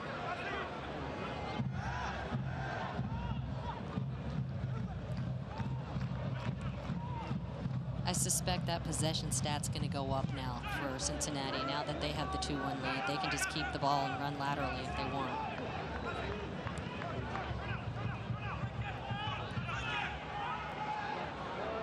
It's Bode. Now Ledesma. Win. Tracked by Hoyt. LaGrassa screaming for the service. It's delivered by Wynn. Shooting wide was Brandon Allen, who had snuck in during the chaos of the goal. So Nashville makes a substitution presented by White Claw. And he took out Tucker Hume, the goal scorer. So here comes Brandon Allen. It's the second substitution for Nashville. Remember, Michael Reed had to go out in the first half with a hamstring injury. Hume will exit. Brandon Allen, who scored against Toronto and had an assist as a substitute, will come in. Mercurial striker. Had gone 18 games with just 1 goal from the run of play until his goal against Toronto. But remember, this is a player that at one point was the USL Best 11, was the USL Rookie of the Year, scored 3 goals, a hat trick in the USL Cup Finals. It's a matter of when he will recatch his goal-scoring form. Gary Smith hopes tonight, right now.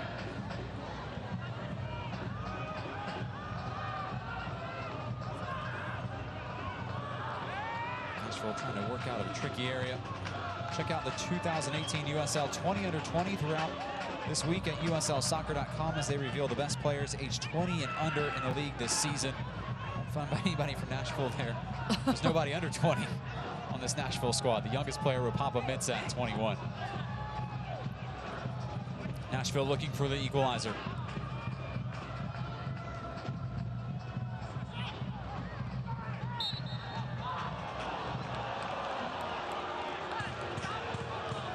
See Brandon Allen's left hand tapes. Actually skinned his palms after he provided an assist against Toronto. He got tripped up in the goal netting and then slid into the dirt area that surrounds the goal and had to be taped up right after one of his best moments of the season. I do like the tape's gold. It's a turnover in the midfield. Nashville a chance to bombard forward. It's Chris Tierpak who's onside. Help arriving and win. Tierpak takes it quickly. Was it touched by the goalkeeper? The answer is yes, which indicates excellence. A corner kick delivered for Nashville. And Chris Tierpak nearly with the equalizer.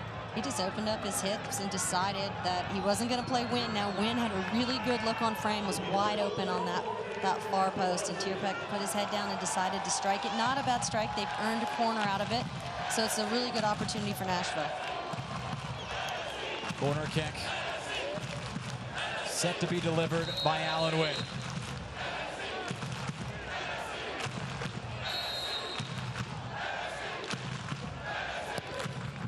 Wynn takes.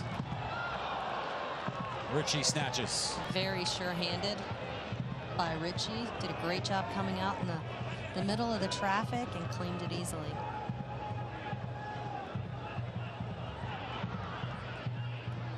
So there's some decent bend on this ball that's coming in at the delivery from Wynn, but he's slightly unopposed. He really only had Liam Doyle that was half-heartedly attacking the ball. Great hands by Ritchie. Good timing on his claim inside of the about 8-yard box, but quality goalkeeping.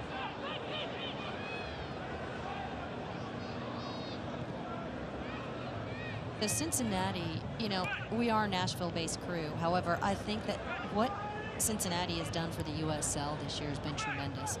The quality of the product that they put on the field, the quality of the players, the professionalism, the great sense of pride that the Cincinnati fans have in their club has been nothing but positive for the league.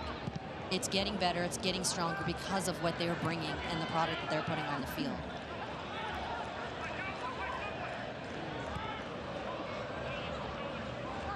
Here come the regular season champions. Poor pass from Hoy. A tireless venture forward from Alan Wynn. What's interesting about this game is if this score were to hold and Bethlehem were to win on Sunday, Nashville would travel to Cincinnati in the first round of the playoffs. To be honest, I don't think Cincinnati really likes the idea of that. And neither does Nashville, certainly. Who wants to travel to one of the most, actually, let's just say it, if they win this game, they are the most dominant USL team in history. The longest unbeaten streak. So here is LaGrassa. Going to change Nashville's fortunes. Mensah onto his left. LaGrassa. James. Mensah was certainly patient with it. It's LaGrassa for glory. James was onside. Swept in over the head of Wynn. No one home on the back post.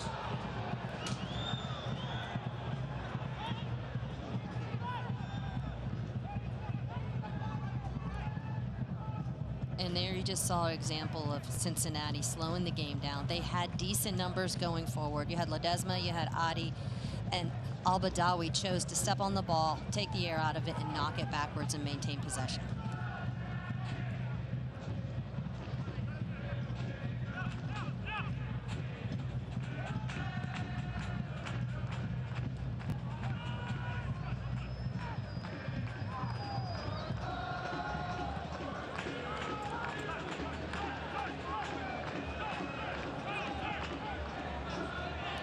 Passing from Cincinnati.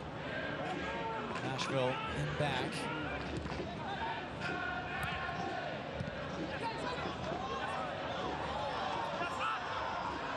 Wynn took a sharp tackle from Hoyt. The foul is whistled. It was awkward on the sideline. And it was a late whistle. And the ball was clearly out of bounds. Yeah, the whistle was a bit late. I'm not sure why there was a delay. Les Wynn walking it off. There will be several substitutions when they are allowed.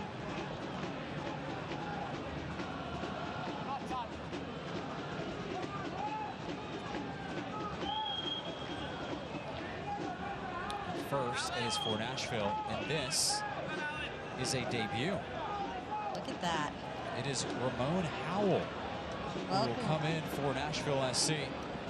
Welcome to the field, Ramon Howell. He will take out Alan Wynn.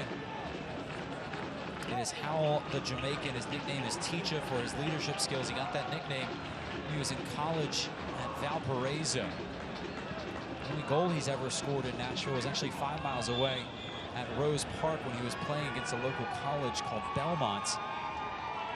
And for Cincinnati, it is Lahoud who will come out. And it is a return to action for Richie Ryan.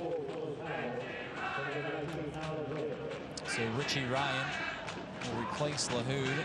Ryan last played in June after the 63rd minute versus Toronto. Went through his first full training on Wednesday afternoon, but now inserted in the first time in several months after recuperating from a leg injury. All of those substitutions are substitutions presented by White Claw.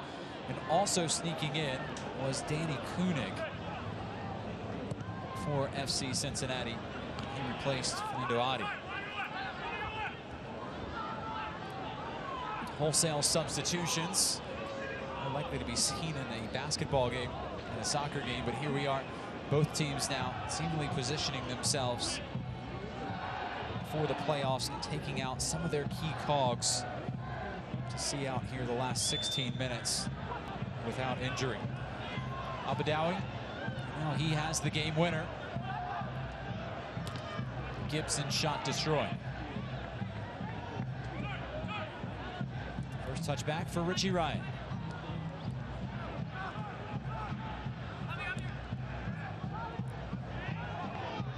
Braden Allen turning upfield. It's Howell going to be involved. Lefty touch from James.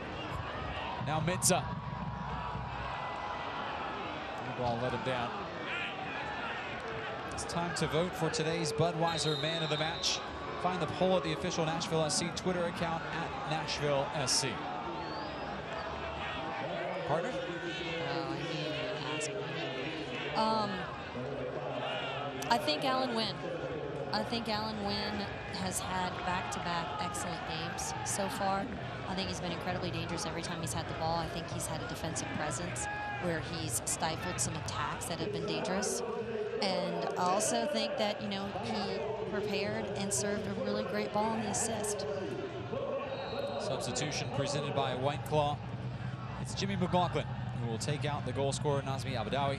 Abadawi also had a yellow card, so Cincinnati very mindful to keep him out of the remainder just in case a red card would apply to the postseason with a suspension. For McLaughlin, 3 career appearances for the Philadelphia Union. 29 games played this year, 2 goals and 4 assists for the 25-year-old just outside Philadelphia.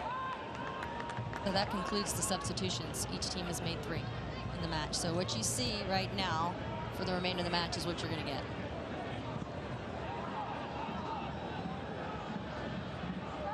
Cincinnati choosing to leave Emanuel Ledesma on the field, their most prized possession.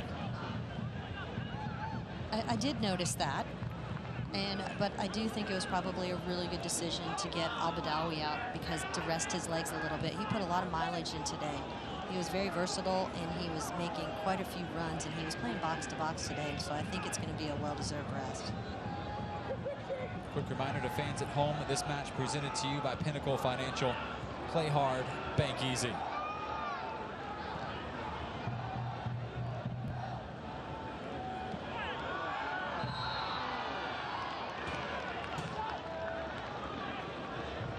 Ledesma hauled down by Bradley Bourgeois.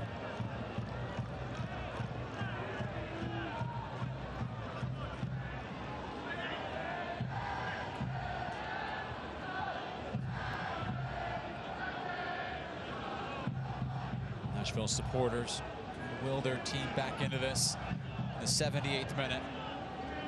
The third game of this regular season trilogy.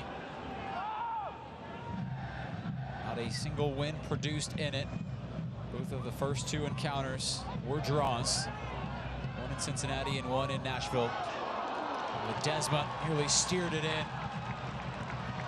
A crucial save for Pickens. It's a nice ball that's served in, and then Ledesma attacks it, gets in the air. Matt Pickens makes a routine save. Ledesma gives his thumbs up over to McLaughlin, acknowledges the quality service.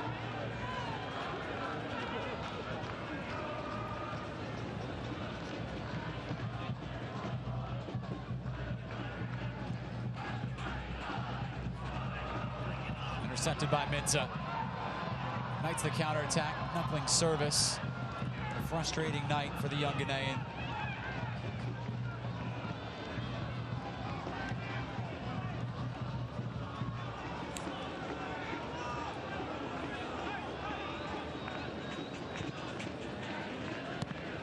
This is where Cincinnati, they're so good in so many aspects.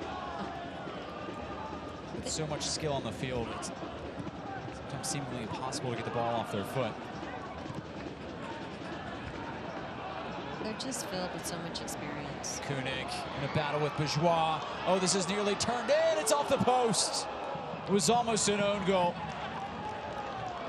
Disaster in the back. A fortunate kiss off the iron for Nashville. Cincinnati almost put this regular season to bed.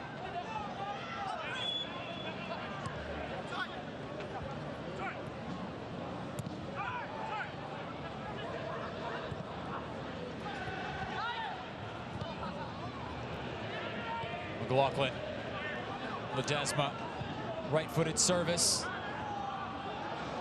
Cleaned up by LaGrassa.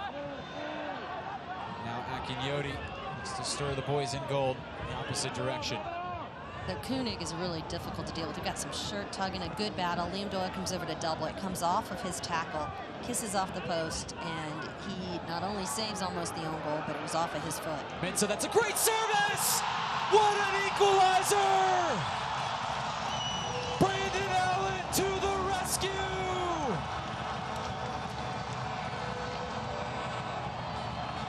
Daring, dazzling, and devastating!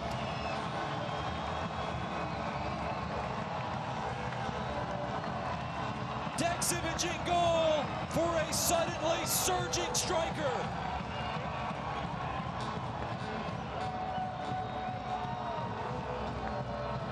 Look at the effort, comes in. What a great first time finish by Brandon Allen. And Rapapa-Mensah finally gets it right. He serves the ball, bends it into the run to a great streaking on that near post. Allen does such a good job with his timing of runs. He frames the goal fantastic. He's found his scoring stride.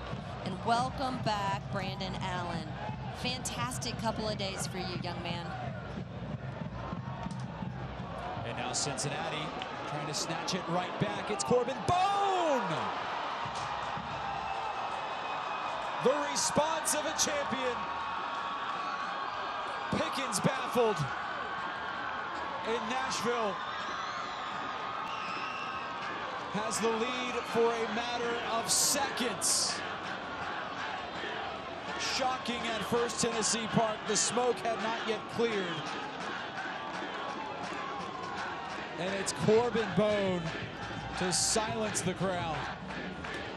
Great finish by Corbin Bone. He gets in behind. He chops the ball on Ryan James. And Ryan James just wasn't quick enough to get over. Nashville, I think, was still celebrating, had exhaled a bit too long. They worked so hard to fight back, to get that second goal. They exhaled. Corbin Bone did exactly what a champion does. He went straight at them right off of the kickoff and finished that like a champ. Where is this game going? It is off the rails. Nashville's equalizing goal evaporates in the matter of seconds. There is still smoke hovering over the field, celebrating Brandon Allen's goal.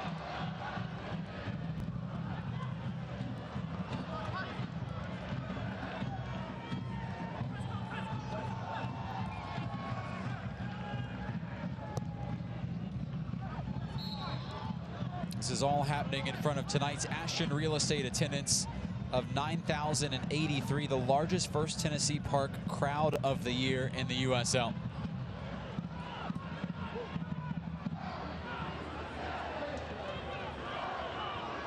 Well, this one has lived up to the hype, Ronnie.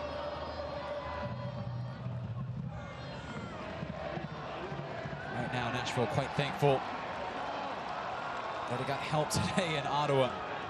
Otherwise, they probably would have needed a result in this game. They just may find it here as they build the attack. Allen prospecting.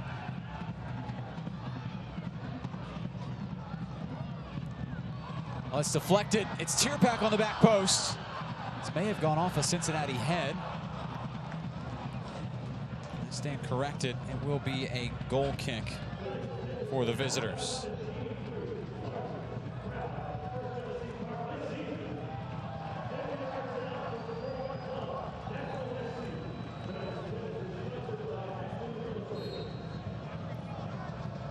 In the last game of the season, a very important statistic for Nashville in serious jeopardy. This year, Nashville is unbeaten when scoring first. They have done it 21 times, including tonight's 15 wins and 5 ties as it stands. They can't find an equalizer. This will be the first time they have lost when scoring the first goal.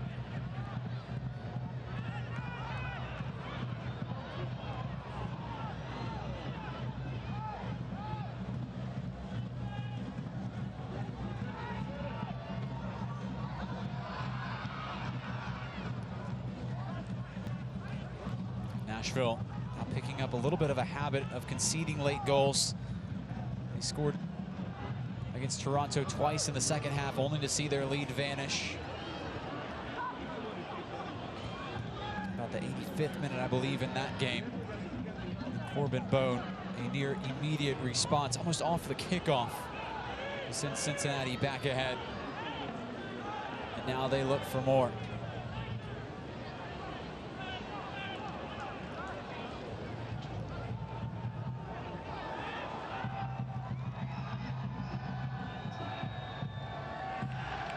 Lasso. I'm a little surprised that Lasso lost a little bit of patience on that ball and decided to serve it in. You're sitting on a 3-2, and you're going to knock a long ball. It's probably not exactly what Coach Alan Koch is going to expect him to do for the rest of the match, unless he's setting it to a corner that they can sit on it and keep it. But right now, they just need to keep possession if you're Cincinnati and see this game out. Nashville's going to have to raise their intensity level. Going to have to defend a little bit higher.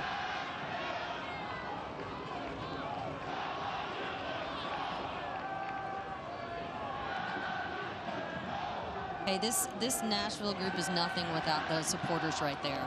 They are loyal, they're hardworking, they believe, they're incredibly supportive.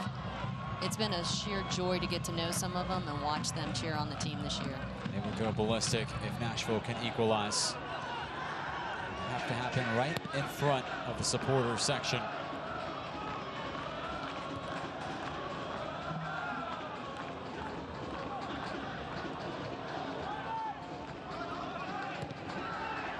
Howell had room to turn. Looks to find LaGrassa.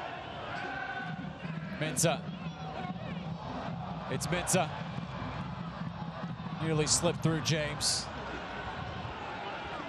Smart defending from Blake Smith. Nashville constructing the attack. Capable feed of Akinyoni. Neatly worked for Mensah. A one-on-one against Smith. Flopped in towards Tierpak. Met by Gibson. Sprayed across the edge of the 18 towards McLaughlin.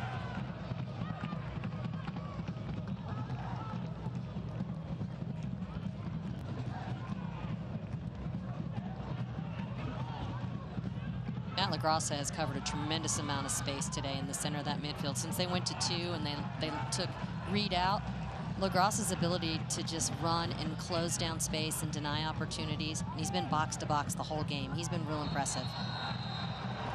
Matt LaGrassa was hauled down. Nashville with a free kick in a peculiar position. Bring the cruise ships forward to dock.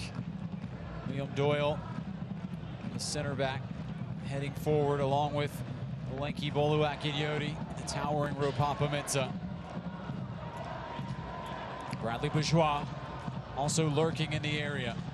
With Michael Reed out, Nashville's captain, we're still pondering who will provide the service. The answer appears to be Brandon Allen.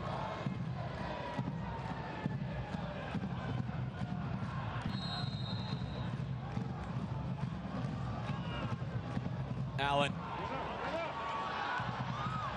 Massive win by Lasso. Retrieved by Howell. Great defensive work by Howell.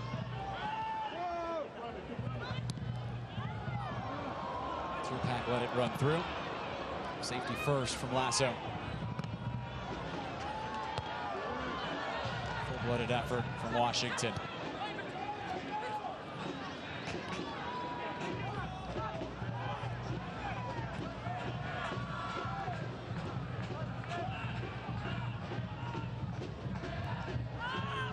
Backwards they go to the goalkeeper, Ritchie.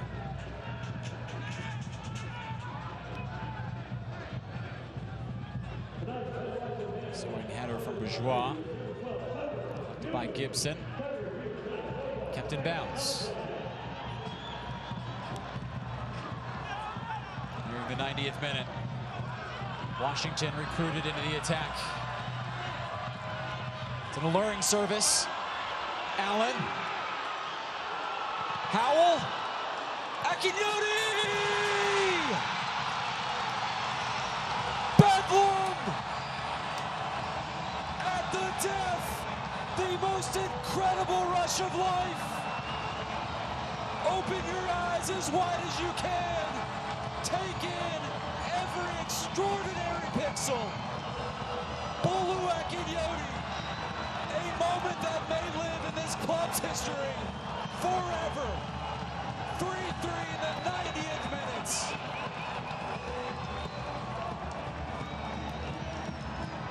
Astonishing.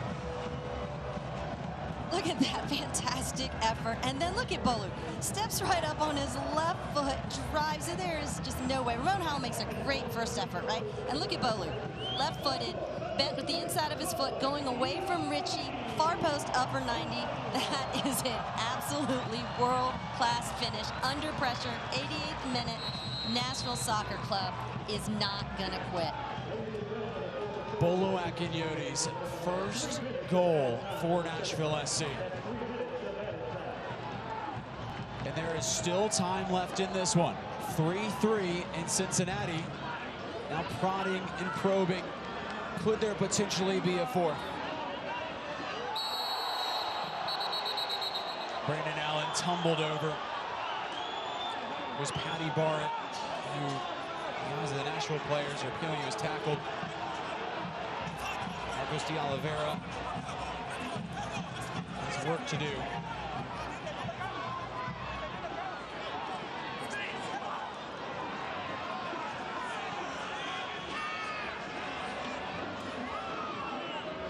It's so interesting that Barrett and Allen are okay with the foul, but it was all of the teammates that took offense to it. You just saw Barrett give Allen a little tap. You saw Allen nod his head. It's all within the heat of the play. I love the physicality of what both teams have brought today. It's part of the game.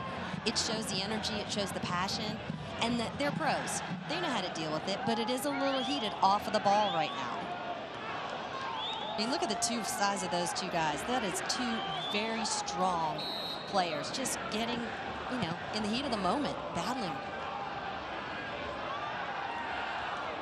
Nashville, could they find a fourth? Can this series find a winner? The third game they've played. In the tie of the first two as Ledesma went spilling down. Fabulous effort from Taylor Washington. And that's it. 3 minutes of stoppage time turns into 2. Well, that will do it, as Marcos de Oliveira says, I've seen enough. And Nashville SC and FC Cincinnati, perhaps in the game of the year, the most wild second half that First Tennessee Park has ever seen. These teams play 3 times, and they still cannot find a winner in this season. Stunning, Ronnie. Have you ever seen a game anything like that in the last 15 minutes of it? I'm still stunned that 3 minutes turned into 2, and the whistle was blown so quickly. At the end of the game, I think all of the players were surprised. I think the fans were surprised. You and I looked at each other like, did that just really happen? But man, that last 10 minutes of that game was what it's all about. That's playoffs. That's the intensity. That's what you're looking for when you watch Nashville Soccer Club versus Cincinnati. Well, we have to catch our breath after this one. There's a whole lot to unpack. 3-3 is your final. Nashville SC and Cincinnati. Even Forrest Lasso congratulating Bolu Akinyodi on the strike. We will have the highlights. We will have all of them when we return from First Tennessee Park on a glorious night.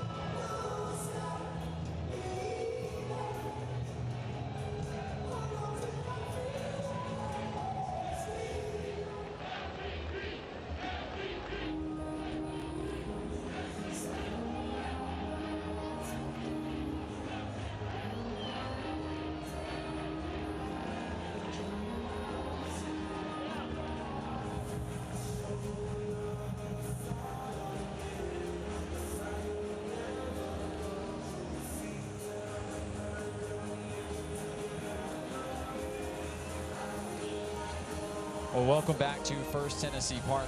We have received oxygen during the break. The most wild, sensational close to a season, well, surely that this club has ever seen, because it's the first close to the regular season that this club has ever seen. The inaugural season of Nashville SC ends with the most miraculous banger of a goal from Bolu Akinyodi to tie Cincinnati, top of the table FC Cincinnati 3-3. Let's go ahead and do our man of the match, tonight's Budweiser man of the match. There we go, we'll get the graphic right. It felt like he exited this game way before it caught fire. He scored the opener. It was Tucker Hume in the 5th minute who scored to go ahead, and then after that it was a just wild contest. Cincinnati equalizes in the 52nd. They take the lead in the 63rd. Then Brandon Allen, then Corbin Bone, then Bolu Akinyodi, all in the second half. And Ronnie Woodard, what did you think of it all? What an absolute pleasure to watch. You know, I've always said that I've enjoyed watching Cincinnati. I have a tremendous amount of respect for them. But the passion that was brought to the game tonight, in a game that really could have been settled at 0-0, and both teams kind of taking the air out of the ball and just playing. They were both in the playoffs. They both could have gone and preserved their players and played for no injuries, but you know what? They didn't do that. They gave us a show tonight, and Nashville fought, and Cincinnati fought, and both teams came out there with one goal, and that was to get a win and 3 points today. Well, Nashville SC would like to thank our corporate partners, Nissan, Vanderbilt, Health, Dex Imaging, Budweiser, Puckett's, Kroger, Heineken, Coca-Cola, MyTV30, Fox 17, and Pinnacle Financial. I don't want to call attention away from anything, but I know that Justin Davis has something sparkly in his hand, and it resembles a bottle of champagne. Could be sparkling. It could be sparkling, but it is definitely going to pop in a minute. Let's take a look at our save of the match. It's brought to you by Pinnacle Financial Partners, and well, here it was Matt Pickens deferring the shot from Emanuel Ledesma, who surprisingly goes scoreless tonight. Feels like the only one that went scoreless as we finished 3-3 in this one, and it is the final night of the regular season. There is still a small chance that if results go certain ways, if Nashville progresses throughout the playoffs, they could return to First Tennessee Park for a home game if they are ever the better seeded team in one of the 3 Eastern Conference matchups. Nevertheless, the players embracing the fans, much as the fans have embraced the players throughout the season. What a scene it is. Oh, it's amazing. And if I'm not mistaken, I think that's a pretty good bottle of champagne that they just shot. I think that was pretty good. But the excitement, and the fans are still here. Everyone's excited at the end of that game. Both teams appreciative. Great sportsmanship at the end. The shaking of the hands to show that the true competitors had a tremendous amount of respect for one another. And it was an incredibly entertaining night. Yeah, well, we have the evidence that it was. Let's put your seatbelt on here, partner. Let's dive in. Well, first we'll do the stats, and well, if this doesn't speak to what an offensive game it was, I don't think anything will. And then here come the highlights, and well, the goals just came pouring in. It was Corbin Bone who scored 2 goals this evening. That was in the 52nd minute, and then in the 63rd minute, it was Nazmi Abadawi. That sent Cincinnati ahead. It was 2-1 at that point. And then Rapapa Mensah puts it on a platter for Brandon Allen. That made it 2-2. The roadies and the rest of the supporters lit the smoke bombs, and as the smoke was still hanging over the field, right back down the other way, it was Corbin Bone, his 2nd of the night, and then perhaps the greatest goal that Nashville has seen in its inaugural season, Bolu Akinyoti.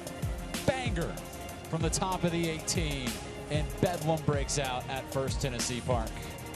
Here are your final stats. The last shot of the game from Nashville is the one that ties it. 3 games in this series, 3 ties, 0-0, 1-1, and an instant classic 3-3.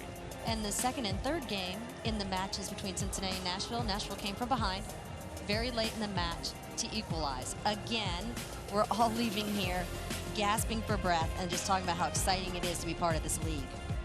Okay, let's break it down for you here. So the tie gives Nashville 49 points. It does tie them with New York Red Bulls 2.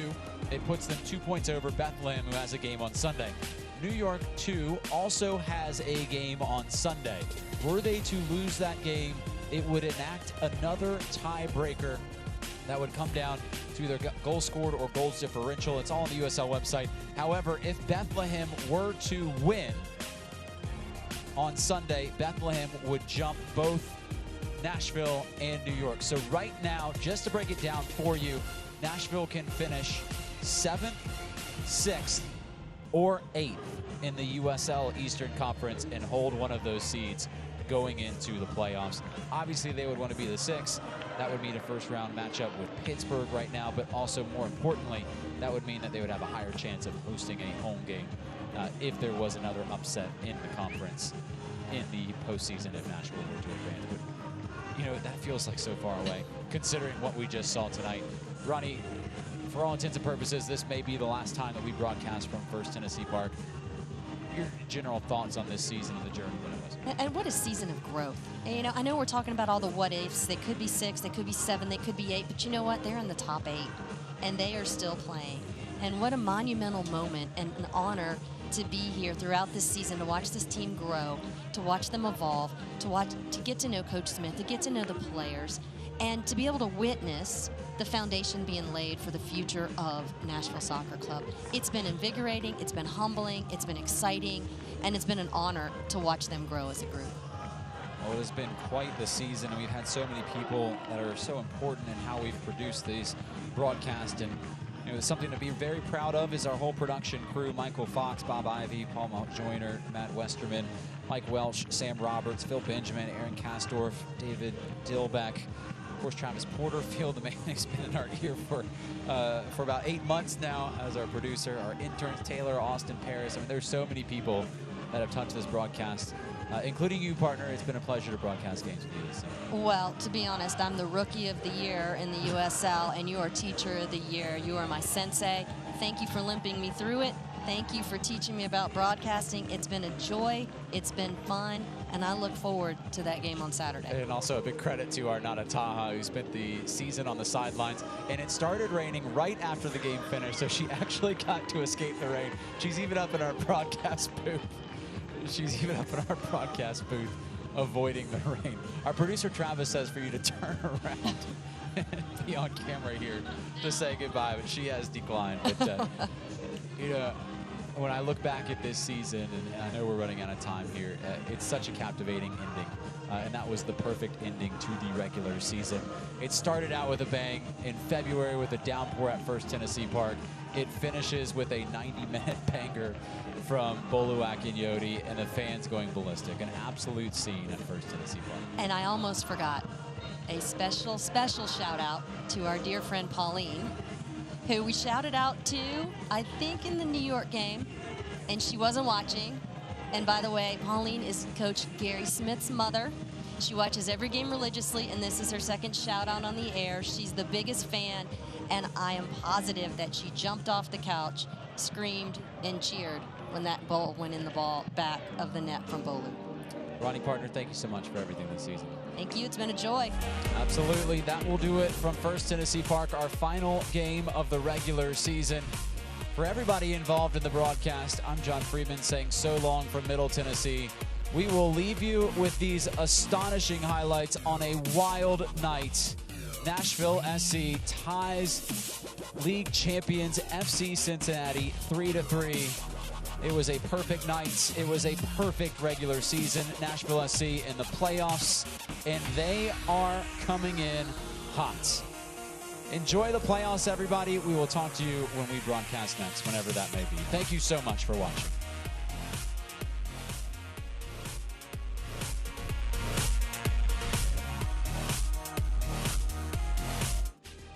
This copyrighted telecast of the United Soccer League may not be retransmitted, rebroadcast, or reproduced without the express written consent of the United Soccer League.